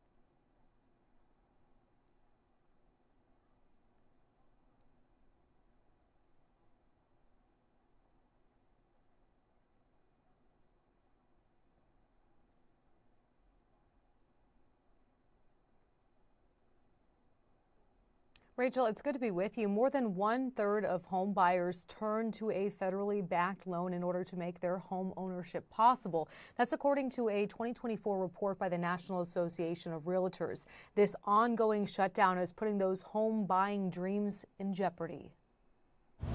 Of course, the government shut down. And so my lender got back in touch with me and she said, unfortunately, we're not going to be able to close until the USDA reopens. Chase Franklin had everything set for his move from North Dakota to Kansas, including a U.S. Department of Agriculture-backed mortgage to buy a home.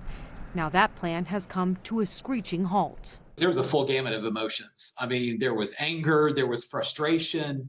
I mean, there was like, why is this happening now? He's not alone. Anthony Smith, a senior economist with Realtor.com, says homebuyers all over the U.S. are feeling the impact of the shutdown. It will be a difficult position to be put in as a first-time home buyer because that's going to be really one of the biggest cohorts that are going to be impacted by this. Before the shutdown, the skyrocketing prices of homes brought the housing industry to a slowdown. But the first government shutdown in nearly 7 years is impacting both rural and urban areas. The housing market was definitely somewhat frigid, and so this adds more chill to a situation that didn't need any more cooling off altogether. The longer this shutdown stretches on, Smith says the greater impact it's going to have on the industry as a whole and the more uncertainty it will breed. As for Franklin, he's got a clear message to the lawmakers in D.C. Recognize that the decisions that you are making are impacting far more people than you realize. And that the decisions that you're making are also affecting voters who will remember this when it comes around to election season. Smith's advice to homeowners right now is to stay the course, lean on people who've gone through this before, and have all of your paperwork in order for whenever the government does, in fact, reopen. Rachel, back to you.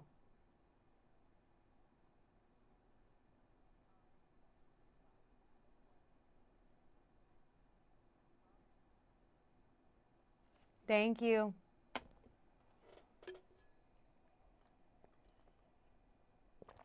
Huh?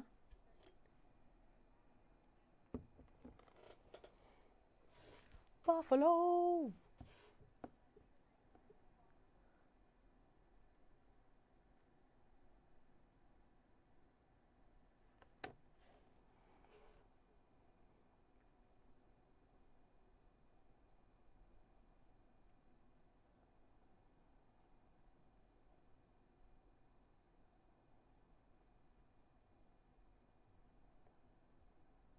Okay, sounds good.